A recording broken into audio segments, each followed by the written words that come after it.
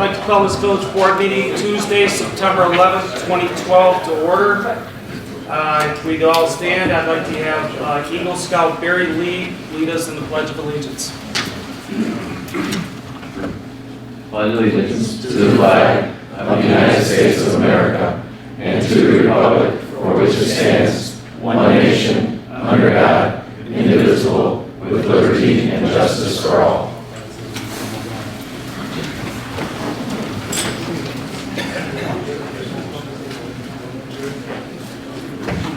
Before we continue on, I'd like to take a moment of silence for 9/11.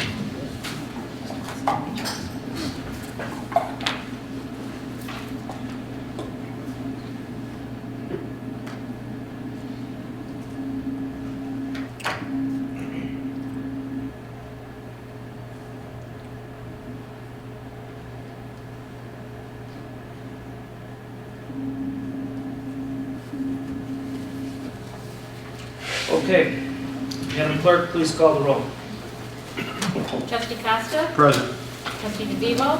Present. Trustee Janis? Present. Trustee Neiman? Present. Trustee Sabo? Present. Trustee Yukich? Present. Mayor Daley? Present.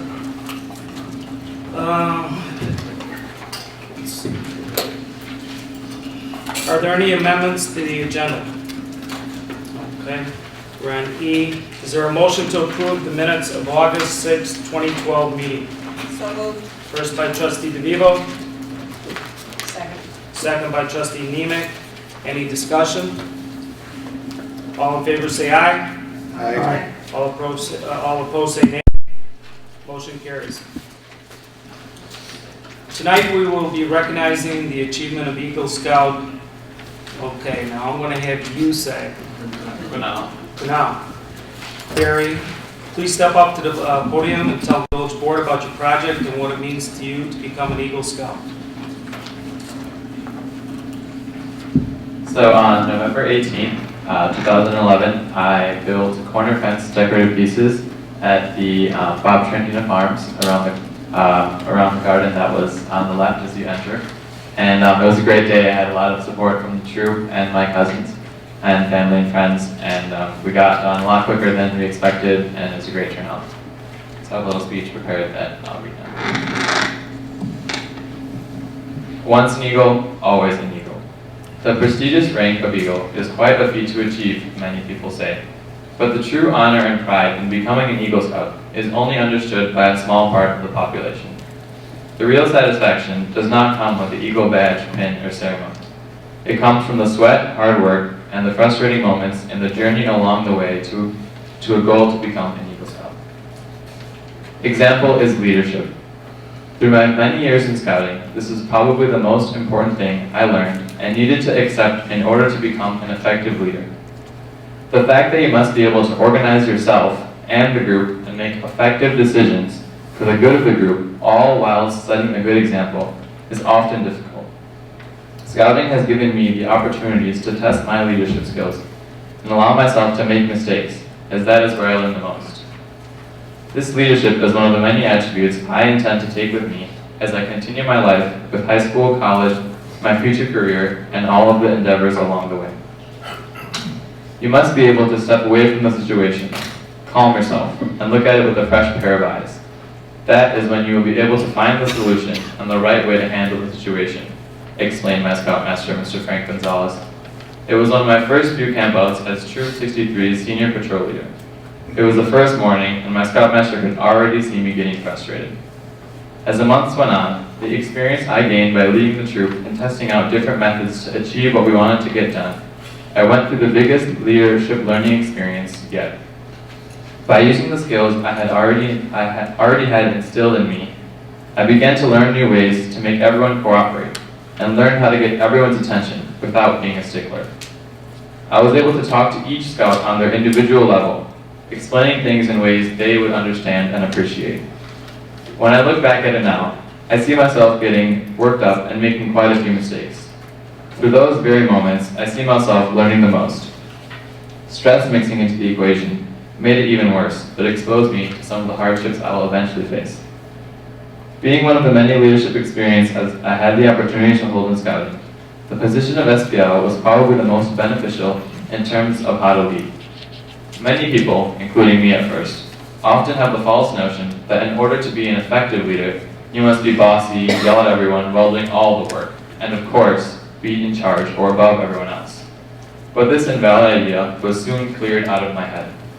Leadership can be applied in every situation, especially, I learned, when one is not in charge.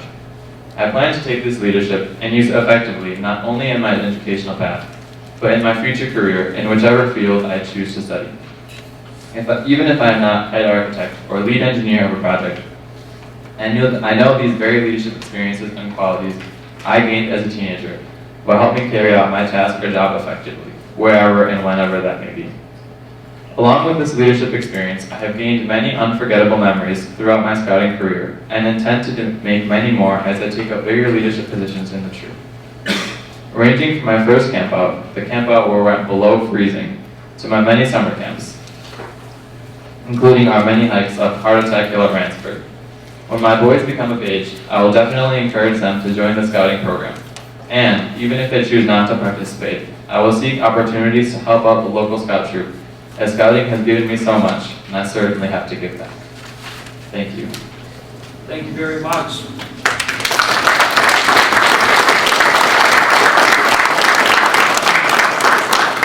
I'll tell you, with a speech like that and the thoughtfulness behind it, you should be either a trustee or the mayor.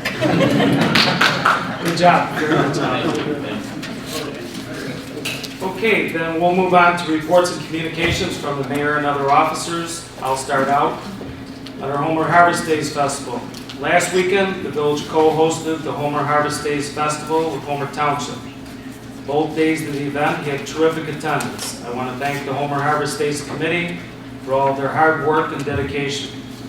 I know all of the members of the community appreciated the achievement of the entertainment and activities. The wonderful event was blessed by beautiful weather. On a different subject, the village bond sale.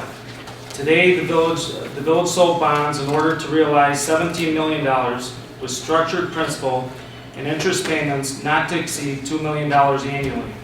The true interest cost of this, the village's first bond issue, was 2.417%, assuming a final payment of the bonds in 2022. If the village calls the bonds for payment earlier in 2019, which both I and a number of the board members have previously said they prefer, the true cost of these bonds would only be 1.958%. This is an excellent rate. We have representatives from George K. Baum and Company here tonight to elaborate on the bond sale and answer the village board's questions. Bill Hoffer, I'll let you come up. The floor is yours.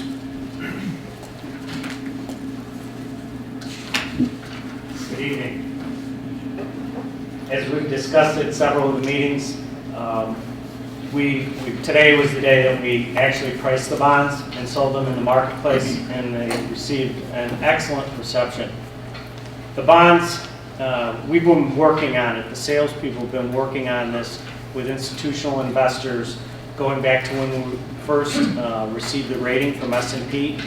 That established the credibility of the village, and it started to generate interest. Again, the village has never issued bonds before, so what we were looking to do is make sure that they would not shoot it down in credit committee. The way it works in the marketplace today, most of your large institutional investors, they do it by committee. There's not a single person who makes the call, so they review and they do their own internal rating just to make sure it's creditworthy from their standpoint and that it would fit within their portfolio. As far as the actual pricing, we initially had the bonds out there at one level that before today, and that was just testing the market to see what kind of response we would get. What's known in our, we made the bonds 10 basis points better, which made the price higher. Then today when we went and sold, we had such strong demand for the bonds that we repriced it again, another 5 basis points. There were two major institutional investors who normally do not look at bond issues from local issuers, especially in Illinois, unless there's, well, that's one of the drawbacks of the state issuers. But They expressed very strong interest in it, and not only, another one of their requirements is they don't like issues below 50 million, and they both stayed in and invested in the bonds. So as the mayor indicated, the bonds, the TIC was 2.417, but with the expectation of a call date, they're really priced to the call. The bonds, the latter maturities are priced to the call because the bonds are callable on 12/1/19. If you do call the bonds, the 20 through 22 maturities, your true interest cost is 1.958. Now we're at 60 to 65 year lows in munis, so I know you've got some other potential possible bonding that you might want to do, and just for your consideration is we don't know if the rates will go much lower. There isn't really much room for them to go. You started out, in fact, the first maturity is 0.6% yield on it. So another aspect to it that I wanted to just address was that the bonds, the principal amount of the bonds sold is $15,640,000, and there's premium generated of $1,665,000 and change. The reason for that is institutional investors do not, they're not looking to hold like a 0.6 piece of paper. They'll accept that as a yield. What they rather would have is a 2% coupon, so they pay up, they pay a premium to have that. So because we did this, again, structured around institutional buyers who are going to give you the best rate in the marketplace, the bonds are sold at a premium. The institutional investors want to carry 2%, 3%, 4% bonds. They'll pay up they take the lower yield, and that's what's reflected on the TIC of the 2.4. But they paid, you only issued $15,640,000 in bonds out of the $17 million. But when we close on the 25th of September, we will fund $17 million for the projects. So just so you don't think you didn't get the full $17 million. But that's just the way the market is right now. Institutional investors, for the most part, do not want to carry low. A par bond would be like a 6%, a 0.6 coupon with a 0.6 yield. That would be a par. That's not what they're looking for. They want a 2% coupon with a point, and then they accept the 0.6% yield. So just so you understand, you didn't get shortchanged there. Anyway, are there any questions? I don't have any. I'd like to thank you and your company and everybody involved in the bonding issue. I'm not quite 60 yet. No, we'll have public comment later. I had a question for him. We'll have public comment later. I'm not quite 60 yet, but when you say that it's the lowest rates in 60 years, I'm very impressed. I've never seen these rates, and I was a professional trader for years. I've never seen this in my entire life, nor I don't think looking down here, anybody here. You So, job well done, and if any trustees have any questions for the bonding authority. Okay, thank you, Bill. Thank you. All right. Okay, to finish out the mayor's report, under the paper shredding and recycling electronic drop-off event, on Saturday, September 15th, from 9 a.m. to 1 p.m. at Hadley Middle School parking lot, the village will host a one-time paper shredding and electronic recycling drop-off event. This event is open to the residents of Homer Glen. Please bring no more than 10 boxes per participant. Anyone interested in dropping off electronics can check with the village's website for a full list of acceptable items. Certain items cannot be accepted, and they are listed on the website as well. This should be another wonderful village-sponsored event. And before I conclude the mayor's report, today I was supposed to play golf with my brother, but because I had to be available for the conference calls on the bonds and what have you, I didn't show up. I told him I couldn't make it at Olympia Fields, and he had a hole-in-one. So congratulations, Dan. And that concludes the mayor's report. We'll start down with Trustee Costa. Thank you, Mr. Mayor. I would just like to comment on Homer Harvest Days, as the mayor said earlier. Would like to thank everybody that came out to support the event, the residents, and of course, people from other communities. But once again, just a thank you to all of our local businesses that continually show their support in sponsoring our events that we have in the village and the township and throughout the year. Also, Highway Department, the Homer Township Administration, their entire staff, our staff that helped, trustees, EMA, the Parks Department, Homer Township Parks Department, and the list just keeps going on and on. The fire districts, both Northwest Homer and Homer Fire District. This is really an event, just like all of ours, that take a 100% effort on all of our services to come out and help us. And Frank is here. He was a part of our committee. Just dozens of volunteers we need every hour to make this thing go smooth. And I think this year it went smoother than we have in the past. Although Friday night we're always on edge, hoping that everybody shows up who says they will be. But we did make a few changes this year. We spread the event out a little bit. We moved some of the children's activities around. It seemed to help. It moved people through the park a little bit more. Brought the families farther to the north, if you want to say, of the park.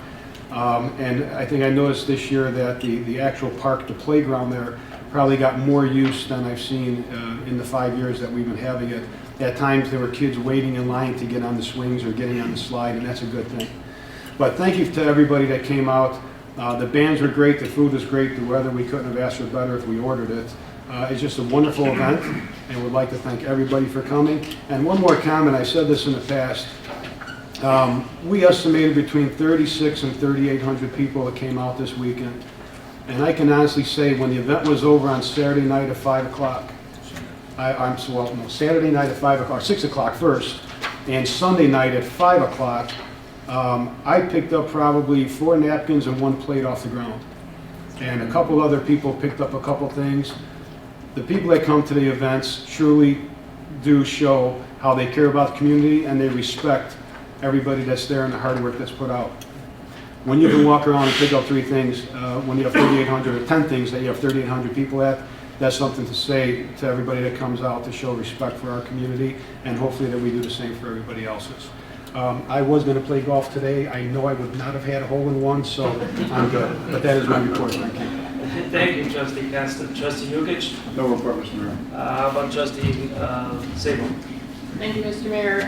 First, I'd like to just talk briefly about Homer Harvest Days. It was fun to plan, and it was a wonderful event when you hear the comments from people who really enjoyed it. They enjoyed it as a family event. They enjoyed it for their children, because they as grandparents came, our mother, father, several generations came, and it was a learning situation, a whole lot of fun, and memories will last for years. I also want to thank the Homer Township administration for their administrative assistance and their help in planning the event and allowing the open space Trantina Farm to be the site for Homer Harvest Days.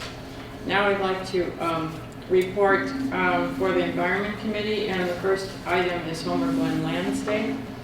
And Homer Glen board meeting of September 25th, as in previous years, has begun at 7 p.m. So that will be the next meeting where the award recipients will receive their Community and Nature and Harmony Award. This will allow time for the presentation of the Community and Nature and Harmony Awards.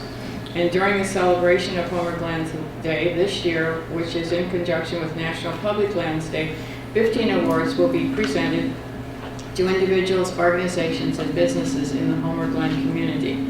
Letters have been mailed to award recipients to attend the September 25th meeting. Another part of Homer Glen Lands Day is the planting of a native tree on public property. In 2012, a native tree will be planted on Schilling School property, and the school principal, Ann Christie, is honored to accept a tree since they have lost trees this year. The date for the tree planting ceremony and the selection of the tree itself will be coordinated with the school. All students of Schilling School will be present to see the tree planted by Instant Shade Tree Transplanting Company. Rick Gomez, the principal, will be donating his services to plant the tree. The Environment Committee is coordinating both activities. Second topic is stargazing in the fall at the Trentina Farm. The second stargazing event this year will take place on Friday, October 12th from 8 to 10 p.m. And there are 3 groups that will be bringing their telescopes to share their knowledge of the night sky. And they are Kankakee Stargazers, Naperville Astronomical Association, and the Southwest Astronomy Observers Group. The public is invited to attend, and adults and school children are encouraged to be there. It is a real discovery, fun event, and learning situation. And the Homer Glen EMA, under the direction of John Robertson, has always been a great service during these stargazing events. The Environment Committee coordinates the activity with Homer Township and appreciates the ability to use their property for stargazing again. So tell your friends, neighbors, there's information from the last one that we have this year on our website. There's also some information of this upcoming one, but more information will be provided for our website. Thank you. Thank you, Trustee Sabo. Does Trustee Kate Janice have a report? Yeah, just really shortly, Mr. Mayor. I'd just like to welcome a new business into our community. On Monday, September 10th, we welcomed in Dance Studios, located at 15760 Bell Road. I want to welcome them and thank you for coming to our village, and best of luck to them.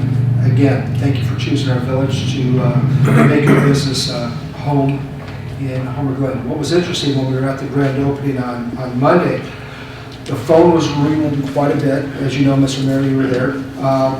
And people were coming in, signing their kids up and signing themselves up. So I do believe they're off to a strong start in our village. So again, welcome and best of luck to them. That's it, Mr. Mayor. Thank you, Trustee Kate Janice. Trustee Neiman?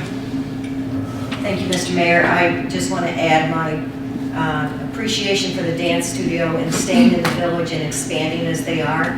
My daughter was 10 years with the dance studio in the very early pieces here in the village. So the fact that Marion Kiowa is expanding and growing shows that she does have faith in us, and I hope the rest of the business community does as well. Thank you. One thing that I'm sure both myself and Trustee Neiman forgot to report on is that we did host the first Will County Joint Water Agency meeting here the other day. It went very well. Communities were well represented, and we're very devoted to seeing this through with Illinois American Water, and it was a great meeting. So with that being said, Trustee DeVivo? No report, Mayor, but when we do get to legislation and to item 1.8 and 1.9, I'd like to make sure that we read the background information on there for the minutes. Thank you. Just make a note. Okay. All right. That concludes the trustee reports. Does the village treasurer have a report? No report this evening, Mayor. Okay. Thank you. Village clerk? Yes, Mr. Mayor. Just very briefly, I'm sure that everyone in this room is registered to vote. However, if by some chance you're not, or you know somebody that would like to register, you can do so here at the Village Hall until October 9th, and that's for the November 6th general election. So you can do that anytime that we're open. Just come in and we'll get you registered. That's my report. Thank you. Does the village attorney have anything to do? Okay. Well, actually, you wanted to say that we didn't have to have any executive session because of the fact that the executive session was going to be over a land purchase that the attorney did not get back to the village in time, so there will be no executive session tonight. Are there any task force chairpersons? Joe? Mark? Okay. Are there any public safety officials? Okay. How about the village manager? Mayor Board, just real quick. First of all, you very eloquently spoke about the paper shredding event this Saturday. We're hopeful that the rain will hold off and we'll have a good event. I just want to thank, we have volunteers coming to help with that. Appreciate that very much. And also, Commissioner DeVivo is sending over several of his staff members to help with it on that day. He's very appreciative of especially the electronic drop-off portion of the event, hoping that lightens the load a little bit at the Township Highway Department. So I appreciate him sending over a couple staff members.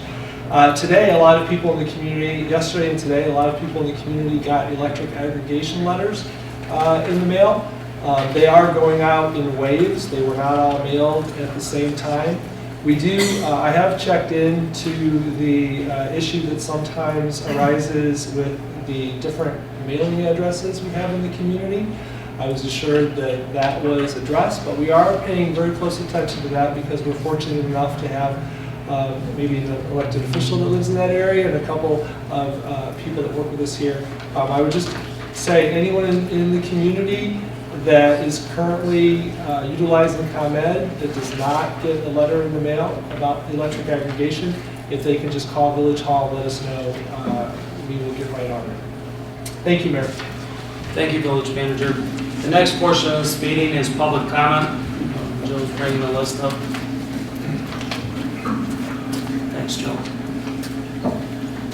Okay, the first person in public comment is Frank Boujon Jr. Please step up to the microphone and give us your name and address for the record.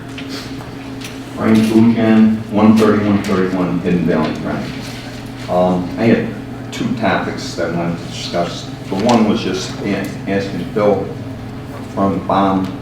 My round numbers figured about 340,000 years in interest. That's 2% of 17,000. It's less than that though. Is that pretty close? The interest expense each year? Give me a minute. Frank, we can get you those numbers. Okay, it's, We don't need to hold I it. just wanted to, Okay. I'll give But- you an accurate number. Yeah. no, that's okay. I mean, the bond issue just happened. No, today, the other issue, which I think is not normally a local issue, I don't know how many of you saw tonight on the news, but these radical extremists in Libya and Egypt stormed our consulates, burned the American flag, and they intentionally did it on 9/11.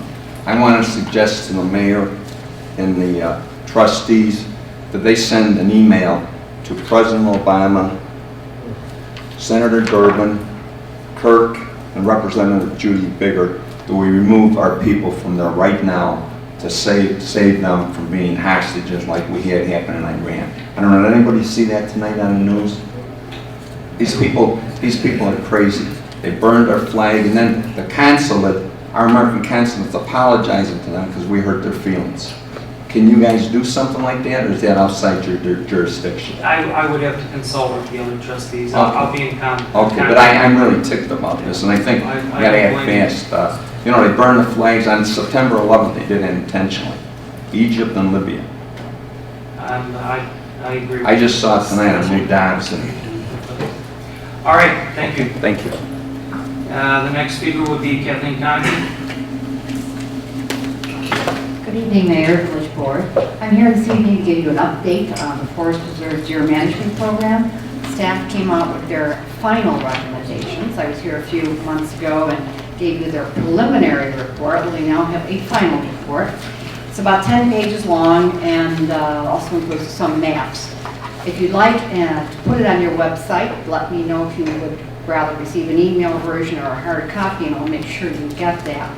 But basically, in the final version, again, our village's forest preserves are not on the kill list. However, the recommendations are not going forward to the board this month. That was staff's intent, but the committee last week recommended tabling any vote until staff has a chance to take a look into this. It's an outbreak of episodic hemorrhagic disease. I think it's been in the headlines. I think you've heard of it. Those who want to research it, by the way, I'm told you should Google EHD in Illinois, and you'll pull up all the information you want on it. But I guess there's been a couple hundred cases detected in northern Cook County, the northern half, some in southern DuPage County, and some in the middle and eastern end of Kane County. Anyhow, our staff's going to come up to speed on the problem and see what, if in any way, it might affect their recommendations. They told me today, Ms. Tomorrow, that's Executive Director of the Forest Preserve, that she still doesn't expect the recommendations will change anything here in Homer Glen. But everything should go back before the committee and the board in October, maybe not even until November. We still do need to watch it. I'm not sure whether the outbreak will cause staff to lower the number of deer they're recommending being killed in other preserves, anticipating that the disease itself will kill some deer, or whether it will cause them to recommend killing more deer as a way to stop the spread of the disease. I really don't know yet. So it's something that the village still needs to monitor, and I'll do my best to work with the village as long as I'm in office to monitor it also. But if the final report, again, your preserves are not in it, if you want a copy, I mean, could you tell me now if you'd like a copy for your website? Then I will make sure to work with you in getting you whatever you need on it. I don't know if your residents have been contacting you or using your website to follow it, but that's certainly the easiest way to get the information out to all the residents. There's a lot of people following who aren't on my personal email list, and the village and its website are my only vehicle for contacting them with this information. So, but that's where it's at. Thank you. Okay, before we get to the next speaker, Kunal, you want to come up here and learn how the village works? Bring your seat up here. So next. Come on up. Go around the back. Yeah, come on in. I'll make a little room for you. Right in here. Anybody that works this hard deserves this. Okay, the next speaker would be John Coy. That's right, Mayor. Oh, you got your questions answered? Yeah. Okay, and the speaker after that would be Bob Schmidt.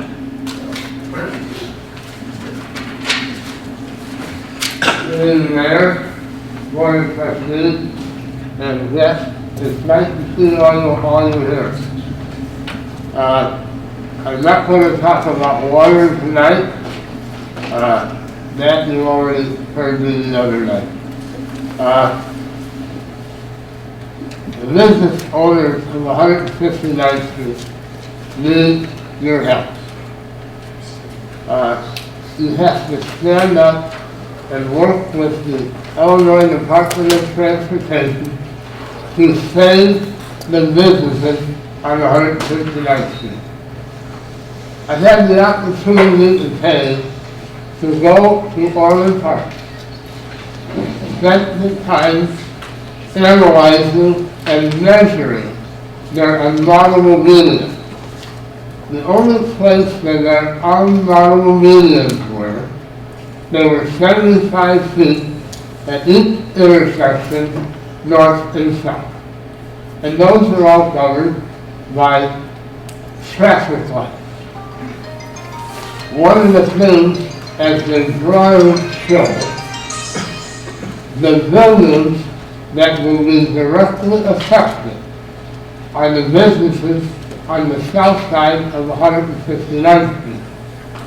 You all should know by now that highway will be approximately 10 feet from every business building.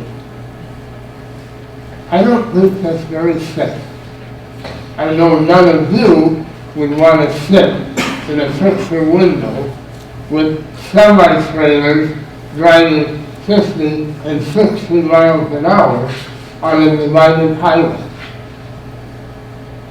The other point that must be made for the business is an unmodelable median is the right thing to do. I mean, truly, a modelable median is the right thing to do. Unmodelable, quite frankly, I believe, will lose business. What new business would want to come to Homer Glen if the only way that customers can get into their store is make a U-turn at Parker Road, or a U-turn at Cedar Road, or Wilcox Road? I don't think that's safe, and we are jeopardizing the safety of not only our residents, but people who we want to come here. to do business here. Please, help be the village that you show you care about the safety of people first and the business community. Thank you. Thank you, Bob. The next speaker will be Nasser Ziger.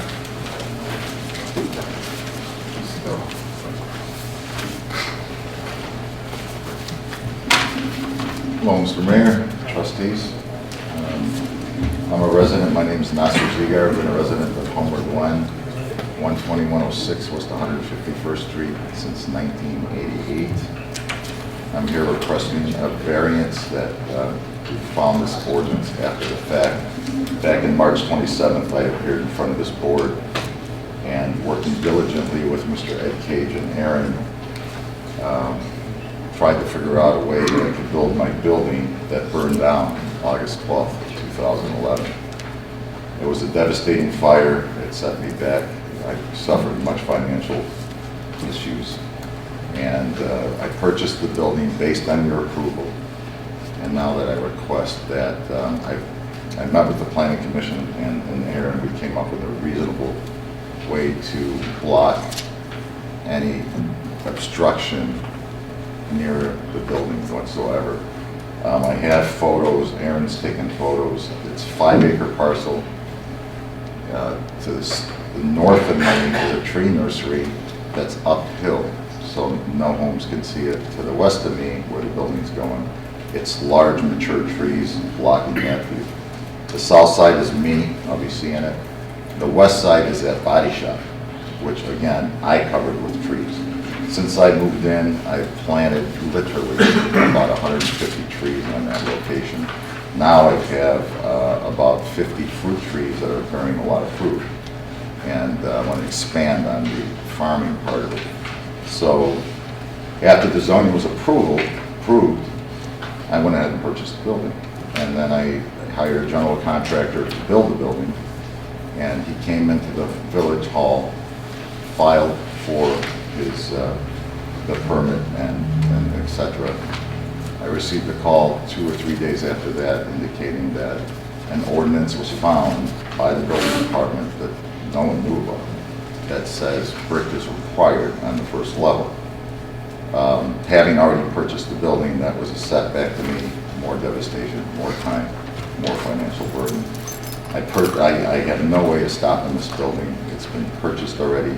The colors match my house. It's of extremely high quality. In fact, it's the highest quality building I found. And all I can tell you at this point is I have no way to put brick in this building. It's impossible. So I developed a landscape plan that should be suitable because I'm going to be purchasing a great amount of trees and shrubs to cover any area that they really won't be seen from any direction. Thank you. Okay, that concludes public comment. The next items on the agenda are legislation and action items. This would be I-1. Is there a motion to approve ordinance number 12-045 granting front yard setback variance from the applicable regulations of the zoning ordinance for the property commonly known as 12106 West 151st Street, Homer Glen, Illinois, and which is located in the E2 single-family rural residential zoning district? So moved. First by trustee Costa. Second. Second by trustee Yukich. Is there any discussion? I'm sorry, I have to make one comment on that. The address for that variance is my parents' house next door, 12048. That one is the one that needs that variance because it was, I guess the ordinance has changed and it's close to the road. So the engineer who developed my issue noticed that and said, might as well ask for that variance. So it's 120. Aaron, can you clarify that for me? Okay, Aaron, why don't you clarify that? When we're both under the same owner, that's why we had them under the same address. But it Okay. is lot 2 of the subdivision on the subdivision plat, and I believe it's attachment. And this one is attachment A. It's lot 2. Okay. It needs the variance. It's easy on lot 2.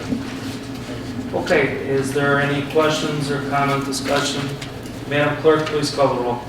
Trustee Costa? Aye. Trustee DeVivo? Aye. Trustee Janis? Aye. Trustee Neiman? Aye. Trustee Sabo? Aye. Trustee Yukich? Aye. Motion carries. This would be legislation I-2. Is there a motion to approve ordinance number 12-046, granting a variance to permit a reduction of the required first floor masonry materials for the proposed construction of a detached accessory structure for the subject property located at, do I have the correct address, 12106 West 151st Street?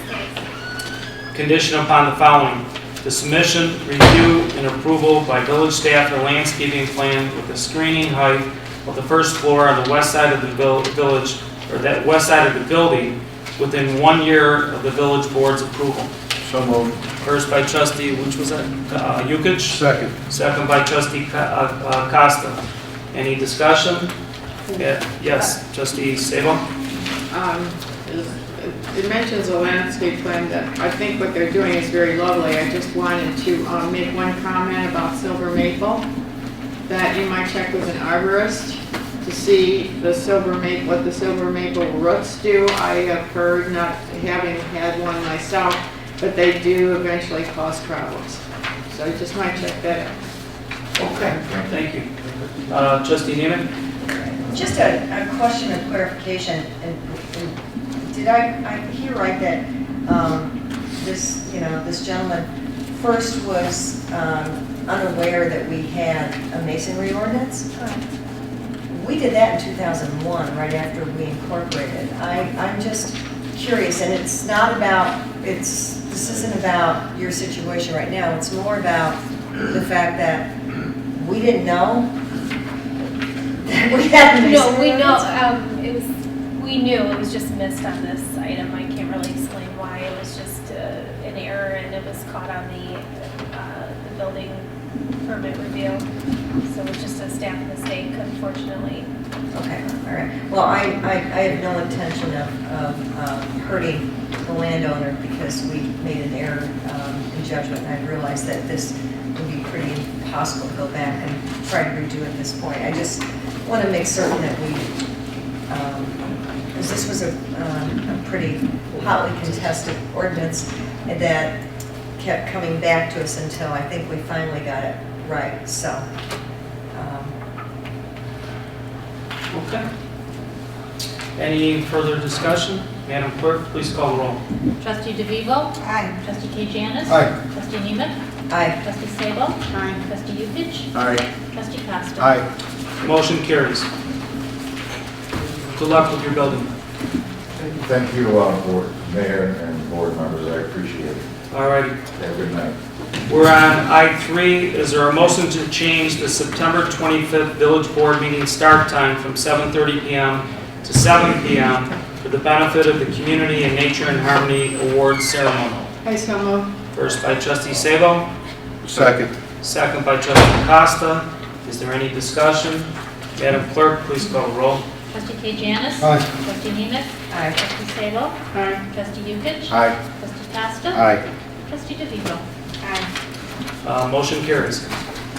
Okay, we would be I-4. Is there a motion to approve ordinance number 12-047, a text amendment to ordinance number 08-048 entitled The Village of Homer Glen Zoning Ordinance, amending the temporary sign regulations, 10.6-5, temporary signs B, C, D, E, F, and G. I so move. First by trustee Sabo, Second. second by trustee Yukich. Any discussion, village manager? Mayor, just briefly, I know on July 24th, you spent about 45 minutes discussing just the business portion of the suggested sign changes in the workshop session. The one item that was outstanding at the end of those discussions was the actual sign size, the temporary sign size. And so one of the requests was that we give you a visual representation. This particular visual representation has drawn a lot of interest. We've gotten calls about why there's a blank white sign. Your choices on the 24th were between the 16 square foot and the 25 square foot. And as you know, the Plan Commission had suggested going forward with 16 square feet. The Economic Development Committee and staff was suggesting 25 square feet. The reason for that suggestion, I can speak on behalf of staff and the Economic Development Committee, was we went out and we looked in the community what people were putting up, both with permits and the ones who did not get permits. And most of those signs exceeded the 16 square foot number that the Plan Commission had suggested. So in your current ordinance, although no one does it, allows for 100 square feet. So while this change, if it's approved tonight, as the board discussed on the 24th, allows businesses a lot more time to keep signs up, which is a very positive thing, I think that the committee and staff felt that moving from 100 square feet down to 16 would be too much of a change. So that's one of the reasons we suggested the 25. That and also just going out and measuring signs that we noticed in the community. So that was the remaining issue after you guys spent those 45 minutes, the size between 16 and 25. And so I offer that up. I believe the documents attached are written for 25. So if you wanted to switch it to 16, we would have to make that adjustment to the ordinance. I've looked at this and seen the two signs that you're referring to. I think the 25 is appropriate. 16 sort of crowds what you're trying to say. I don't have any problem with the 25 as long as the board doesn't have a problem with the 25. Trustee Yukich? By chance, did we ask the business owners what they'd like? Well, I'll answer this question generally, okay? They want typically as big a sign as they can get. And this is a constant refrain we hear from people on signage at all levels, whether it's wall signage or monument signage or temporary signage. One of the telltale signs is kind of like, you know, building the building in a public space and waiting later to put up the sidewalks, going to see where people walk. What we did is we went out and actually measured signs when we first started discussing this, when it was before the Plan Commission many months ago. And one of the troubles that we came into is that there were just so many temporary signs in the community that were larger than 16 square feet. And so that's one of the reasons we went up to 25. It's not a significant amount larger than 16, but it does, we do think it's better than 16, especially when you're considering moving from 100. I'm not quite sure where the 100 came from. Obviously, as you drive around town, you don't see a lot of 100 square foot temporary signs. I'm not sure how that was originally established, but okay. I'm still waiting. Just Sorry, I Yukich, go ahead. Who's going to follow through with measuring to make sure that this is, and how is, would that be John Robinson that will have to follow up on all these signs? John is going to be handling the enforcement of the sign ordinance. Yes, he does. He does it now, so he'll continue to do that with the new changes. All right. I'm sorry, that's it. That's all I have. Trustee Costa? Okay, along with the signs on that, I believe it was that evening, and refresh my memory if you can, we also talked about the businesses that, for example, on Bell Road, north of 143rd, that their businesses actually has a street on the east and the west side. Was there any provision, I didn't see any provision in here, I think we discussed it, to be able to have some provision there so that they can put a sign also on the east side so people that are coming from that major business can see what's there. Sure. This they do have the opportunity to use multiple signs, but that our focus on that is building signage and stuff. And Erin is working on that. She's doing research. She's going to bring some reports back to you on that. Okay. Yeah. Okay. Any further discussion? Trustee Sabo? On page 3, where it talks about the number of signs, and the Plan Commission recommended 2 temporary signs per business. One of these signs could be ground mounted, and then the commission was concerned about multiple ground mounted mounted banners being displayed at the same time in the strip centers. The commission, I see, is recommending that 1 ground mounted temporary sign is permitted per 50 square feet of linear building frontage.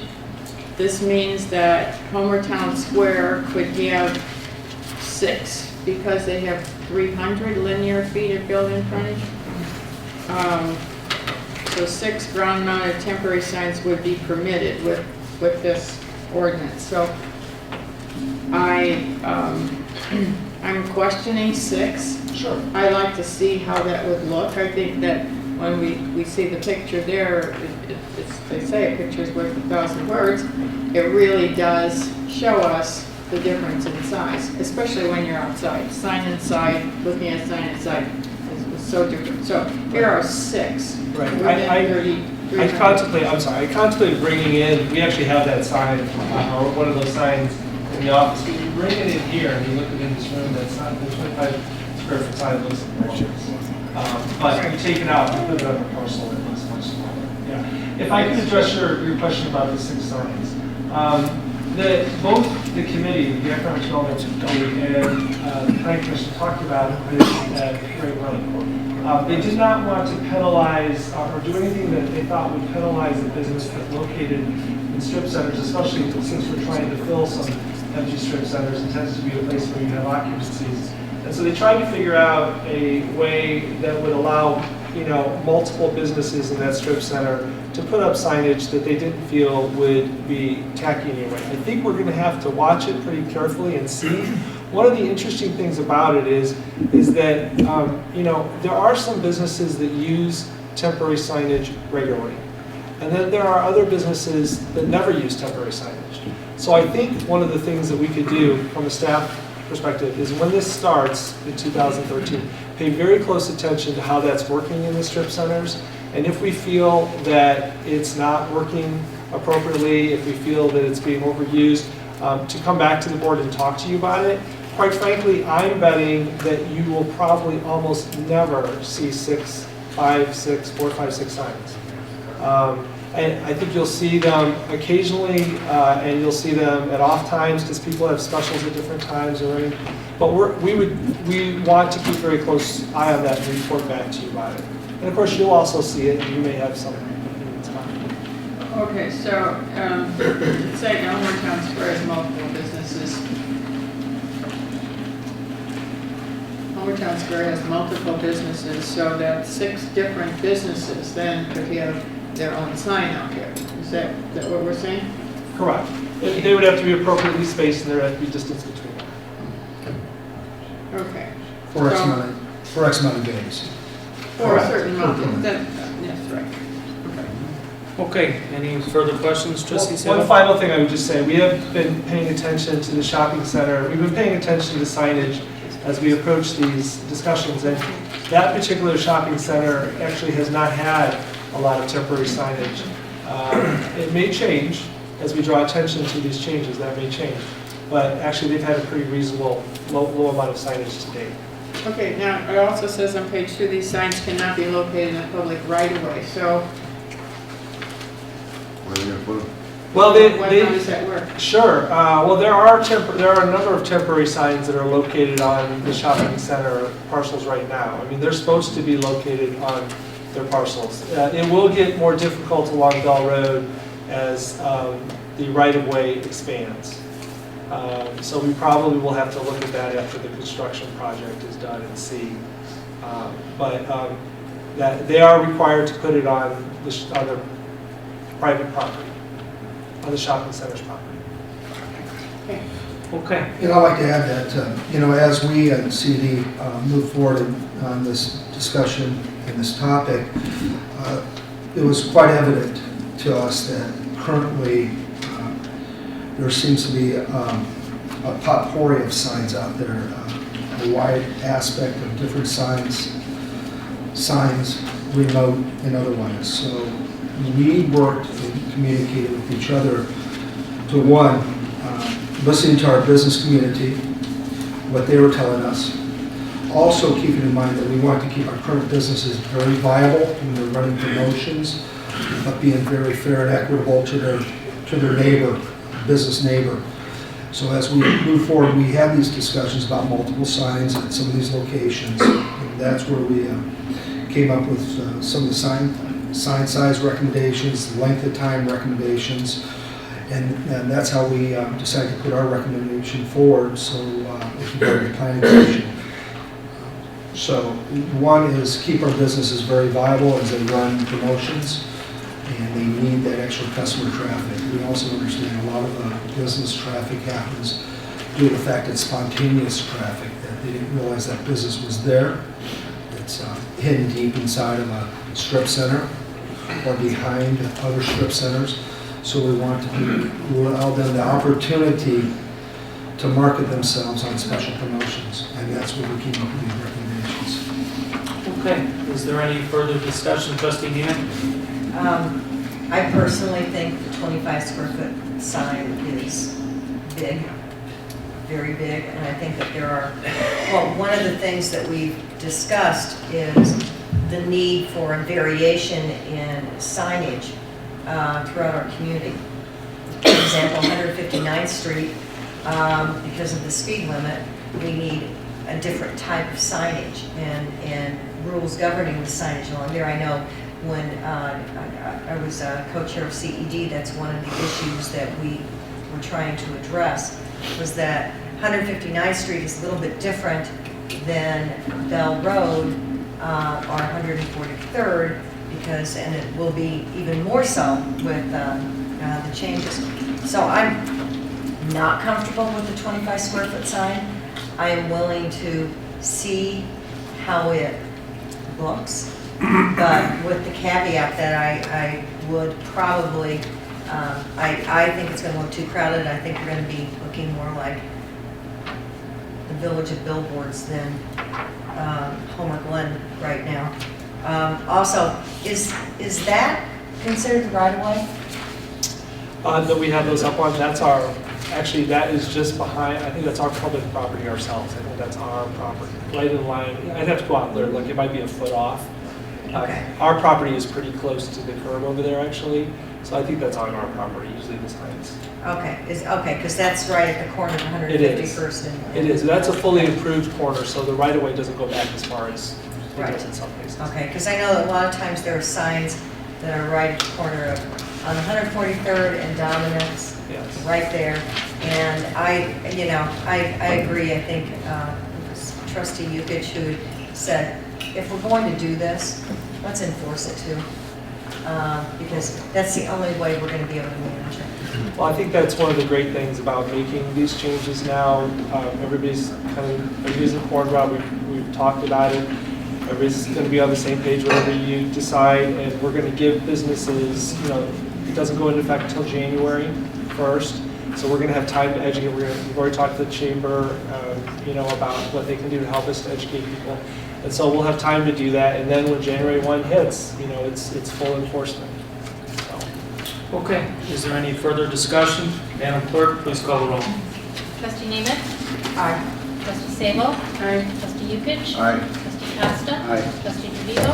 Aye. Trustee James? Aye. Motion carries. We would be on I-5. Is there a motion to approve position descriptions for Chief Building Official, Deputy Building Official, Plan Reviewer, Code Compliance Officer, and Building Department Administrative Assistant? So moved. First by Trustee DeVivo. Second. Second by Trustee K. Janice. Any discussion? Madam Clerk, Excuse me, Mayor. Trustee I just had all this is doing is just clarifying positions that we already have in place right now and giving them more or less as the name that goes along with it. Absolutely, Trustee. And this follows the format that you previously approved for the position descriptions that you've already considered. We sat down, they were developed, and we sat down with staff. So Joe has spent quite a bit of time on these. Other staff members have looked at it, the committee's review.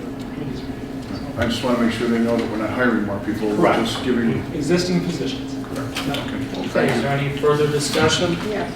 Trustee Sabo. Okay, I'd just like to know what this means then, under background information. The third line down, it says the attached descriptions comprise the second group of position descriptions that have been adjusted. Yes. So what do you mean, what's been adjusted then? You already approved one group of position descriptions. Thank you. Minor spill. You already approved one group, That was probably a couple months ago, so this is the second group. That's what that means. Now, the word is adjusted. I don't know if that's different than what trustee Yukich had asked. Are there Yeah, any you changes? have traditionally had position descriptions. So we've taken those position descriptions, put them in a new format, added, subtracted, worked on them. So maybe that's what the adjusted word means. I didn't write this particular, maybe would use a different word. Okay, so the present people that have these positions meet the criteria that is described Right. here. Okay? And so nothing's new or different. And was this discussed with the people that have the positions at this time so that they are knowledgeable about? What we do is we distribute the department heads, and Heather and myself are involved in the creation of them and working on them. And then when they are approved by the village board, then they are distributed to the staff members who have them. I'm not sure, Joe may have talked with his staff with them, or maybe not. I kind of leave it in the hands of the department head when they're reviewing it and coming up with ideas. Okay, I just wanted to know if they were aware of, if there was any changes, they were aware of what their job.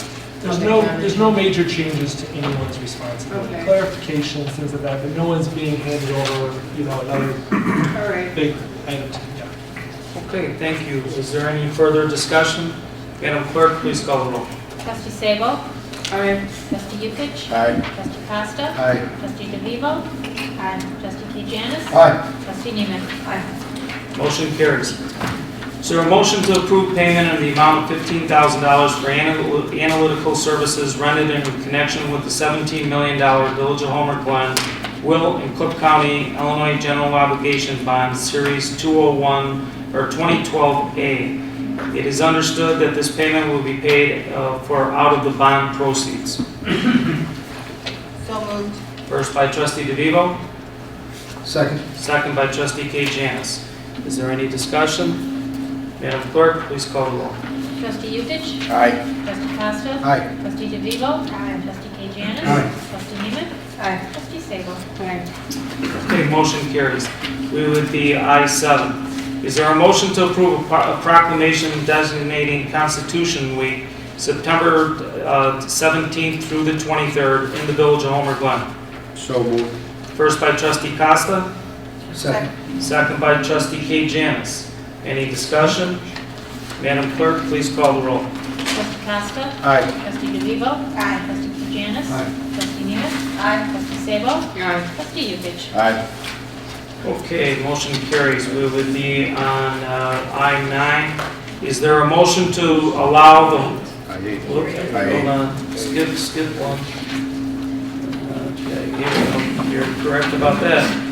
Is there a motion to consider the approval of 6 bench locations on the Village Homer Glen Heroes Trail System as shown on attachment A? So moved. First by Trustee DeVivo, Second. second by Trustee Neiman. Any discussion? I have a question. Trustee Yukich, go right ahead. I'm sorry, I don't mean to be a pest tonight, but benches that are on this right now.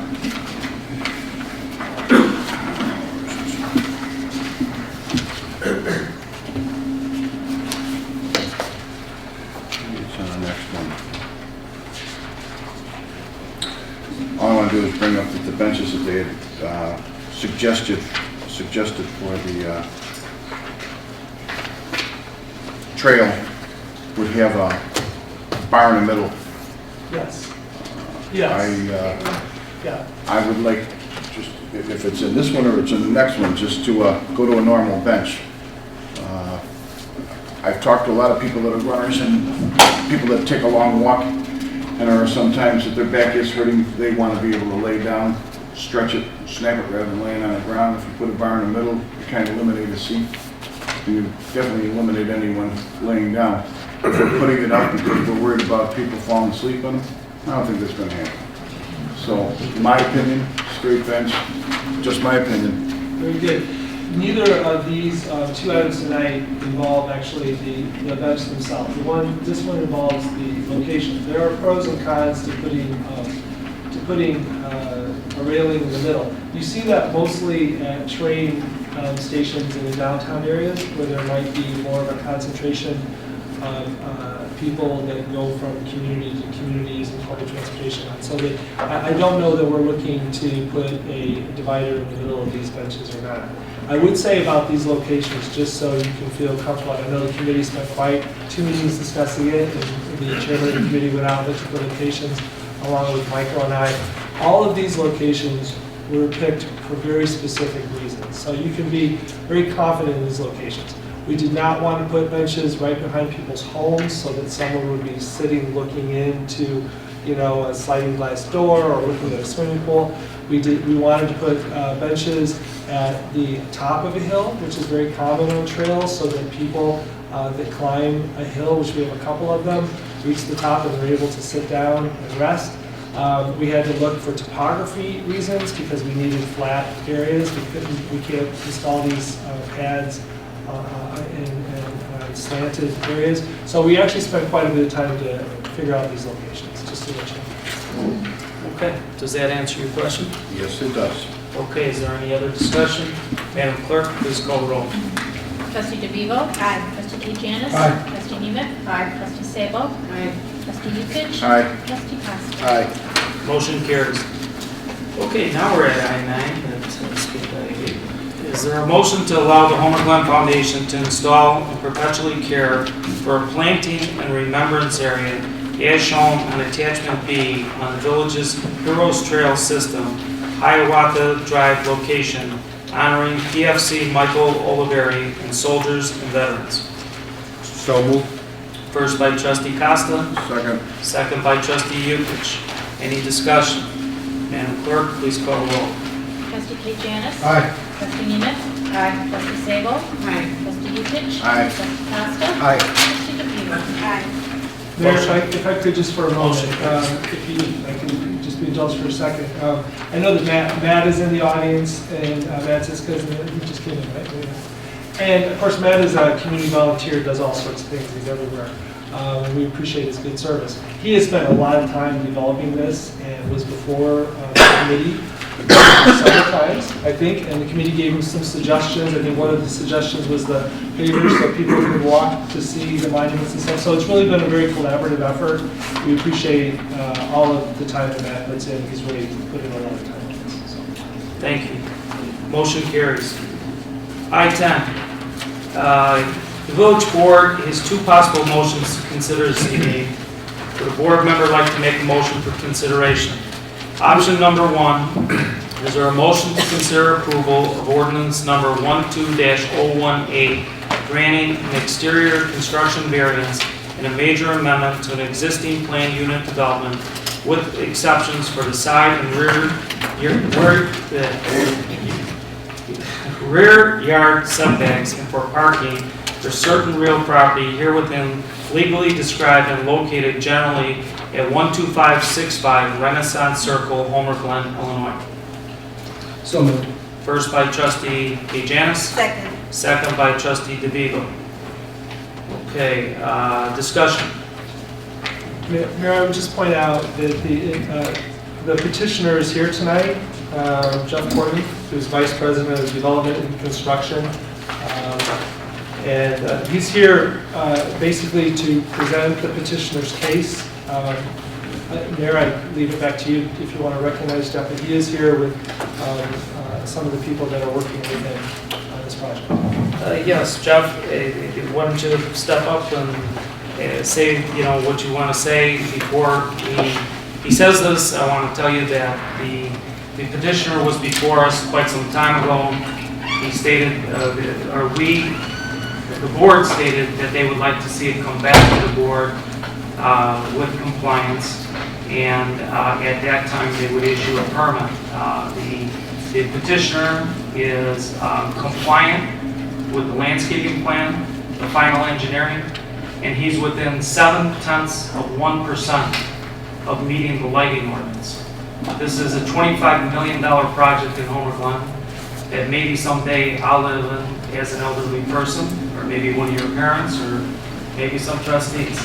I thoroughly believe we need to get to the answer to this tonight, because I do not want to see this to linger on, and I believe a $25 million project for senior housing in Homer Glen is a very important issue. Go ahead, Jeff. Well, let me start by saying I've gone two different ways on how I could present this evening, and my mind was somewhat changed as I listened to Kanal this evening. In his speech, he stated at times in leadership we have to remove ourselves emotionally and really begin to assess the situation for a reasonable solution.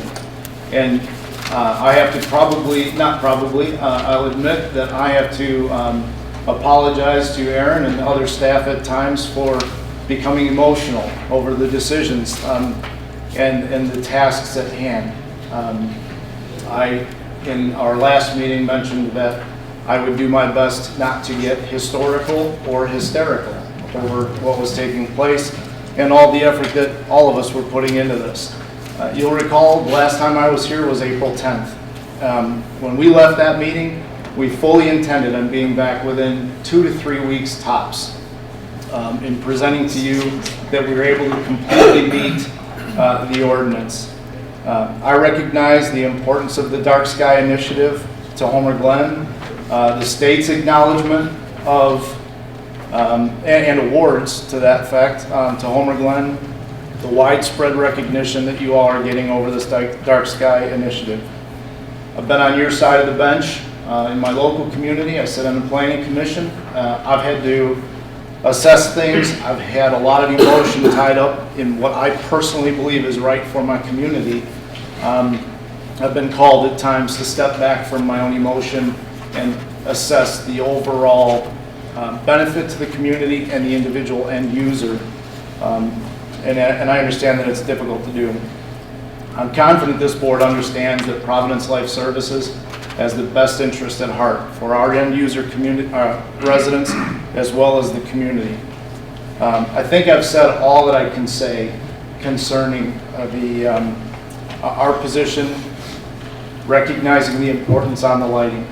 The difference truly is 0.7% above 90 degrees. I have an illustration, and I actually should have referred to this much earlier on. I just recently emailed it to Aaron as I was sitting here, actually, to see if perhaps we might be able to pull it up. Most likely we won't be able to. But we're talking about 0.7% light escaping above 90 degrees on a light fixture. And it is not direct lighting. It's lighting that's created by reflection off of the diverters that are on the fixture itself. It's a residential in appearance, and again, I don't want to repeat things that I've already stated in the letter that you have in front of you. If I could make one additional comment to this, is that the light fixtures that we're talking about in our plan are 8 to 12 feet off the ground. By your own ordinances, I could put those lights 25 feet into the air, and I'm not doing that. We're trying to keep a residential feel to this community. While we recognize it's zoned commercial, it has a residential use and a residential feel to it, and we're trying to maintain that. We believe that we achieve that with a light fixture that, again, is within 0.7% above 90 degrees on this one last remaining light fixture. And we hope that you'll recognize that and understand that. If not, and the position is that we have to fully comply, there is what we would say when we talk about the overall cost of a project and the millions of dollars being spent, $60,000+ doesn't seem like a hardship. But unfortunately, that's directly impacting the independent living and assisted living buildings of the campus, not the new development. So this ordinance will in fact impact the existing buildings by that amount, not the new development. So there is somewhat of a hardship to that community by making that change. But again, we remain committed to the community and our end users, and we will abide by the decision that's made. Thank you. Thank you. Before I open it up to discussion, I'd just like to say that I have never been 99.3% correct in my entire life on anything, nor is the President of the United States, nor is the Senate, the Congress or anybody sitting in this room. So 0.7% I can live with. That's my personal feeling, and I open it up for discussion. Anybody have any comments? Yes, I have comments. Okay, Trustee Sabo, go right ahead. I know the last time that you were here, you said that you would comply. And I believe that you are trying to comply. However, although we're at 0.7%, that's really an important issue. And it's important because I do not feel that there is a hardship. And we're not granting a variance. It doesn't say that there's a variance here for motion 1. What happens, it's not just that one light, it's 33 lights. It's 33 post lights. And also, the refraction, I know that the refraction is supposed to carry the light downward on these glass panels. These glass panels are coach lights and so forth, so the light sits there at the base. The light will bounce off of these refractive panels and then acts like a new lamp source. And it also goes straight out and travels for a great distance. And in talking to professionals about this, this is the worst light for sky glow. And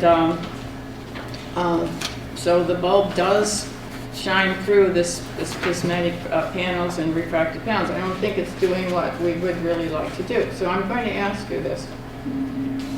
There have been recommendations. I don't know if you've seen them, but they're for lights that look exactly like you want. And these comply. And there's several choices here.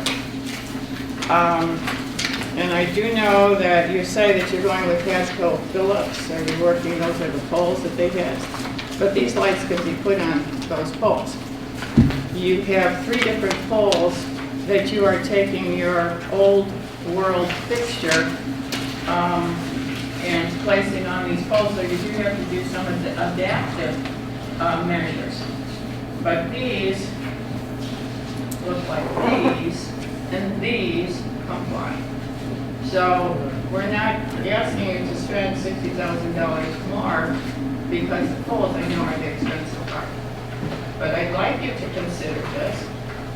And by considering this, there is no issue with whether you comply or not. And so have you seen these? I just wanted to know. Have you seen these? I don't know choices? specifically what models or makes that you're holding up. Okay, this one is Promenade, PRM3. There's several different. Let me ask Trustee Siegel this. Are you talking about changing the 33 fixtures to that to comply? I'm saying that these fixtures comply. I'm asking you, you are insinuating that you have a solution to the problem? Yes, I do. Okay, and I'm asking you a direct question. Are you saying that you would have to replace 33 existing fixtures in addition to the additional fixtures that have to be put in place for the addition? As I understand it, there are 33 poles. Okay. And there are 33 poles, and there are, is that correct? And there are 33 old world fixtures, B2703, that you want to put on those poles. There are 3 different sizes of poles. So I'm not suggesting anything that he's adding more light fixtures. I'm suggesting that he puts the correct one on that complies. And there are these choices. And these were sent to staff to send to you so that you would have a look at these. And right now, if you had chosen any of these, you would have been here much longer ago. Did you say that those were sent to me? I don't know if they were sent to you. They're supposed to have been sent to you. Everything that is given for Delaware is sent to you guys. I'm sorry, I did not hear that. Yes, the answer to the question was yes. Okay, so I just want to know if he received them. Evidently, he has not seen these. What I would have to do is refer to the lighting consultant, who then instructed us that the heads that we selected were those that would fit the poles.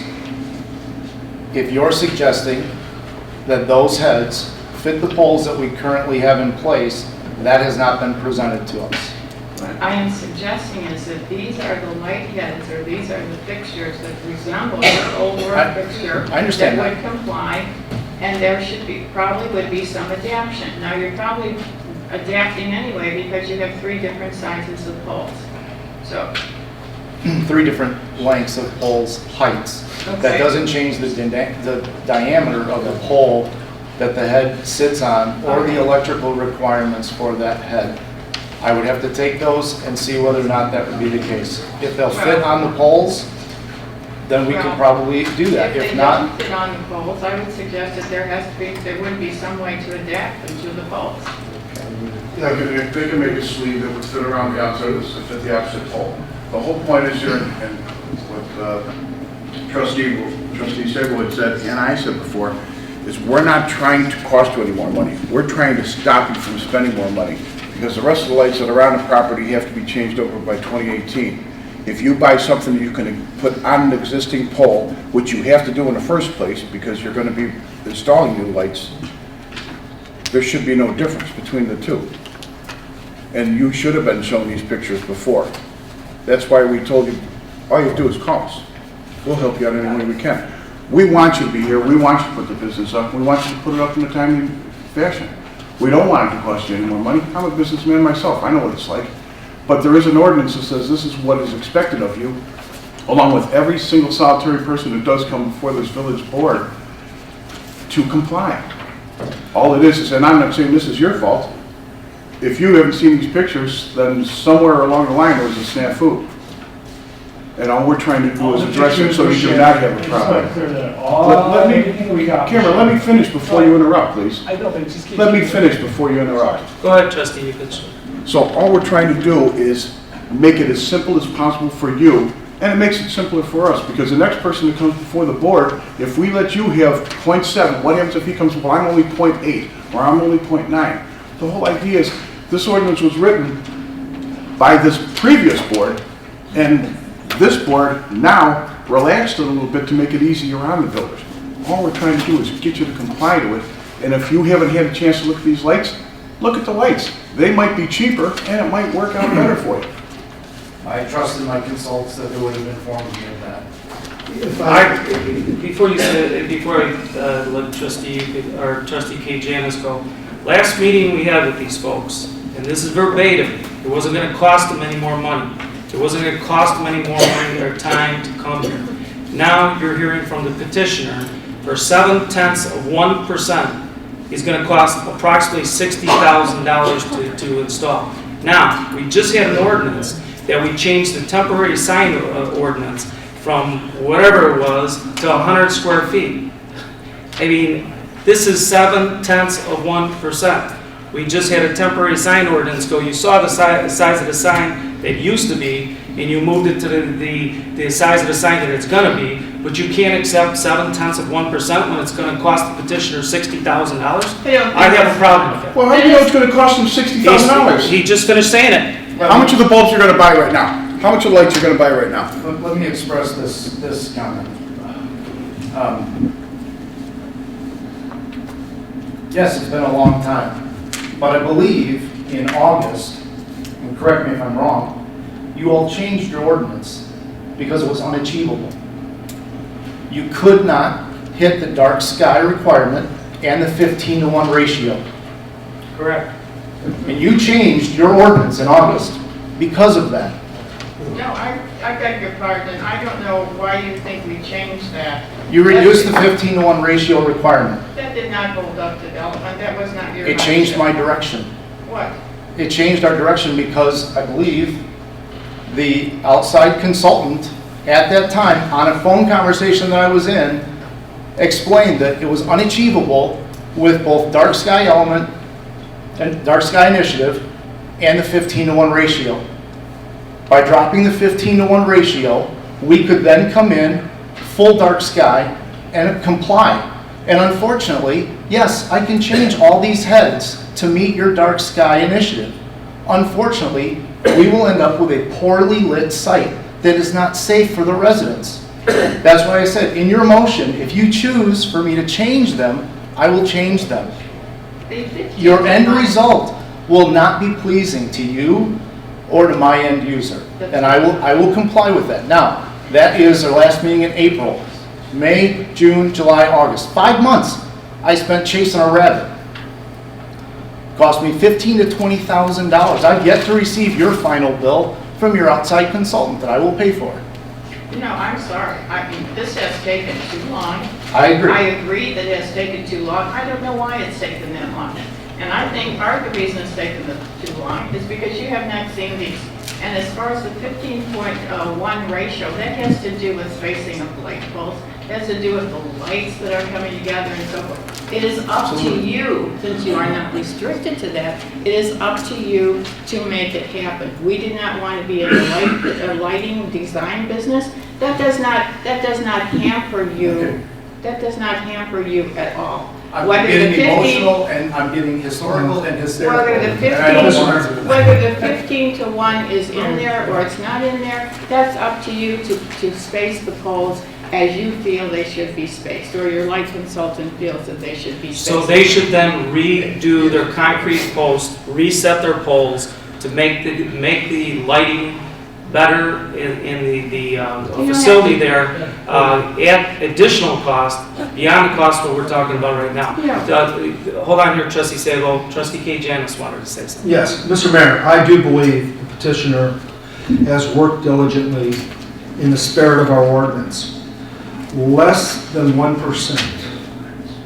0.7% is negligible to the naked eye, first of all. When we ask why it should cost this petitioner more money, it's very simple. When you add different layers and elements to any business or development, of course it's going to cost the developer more money. As we move forward from last spring, and the comments were that it won't cost you any more money.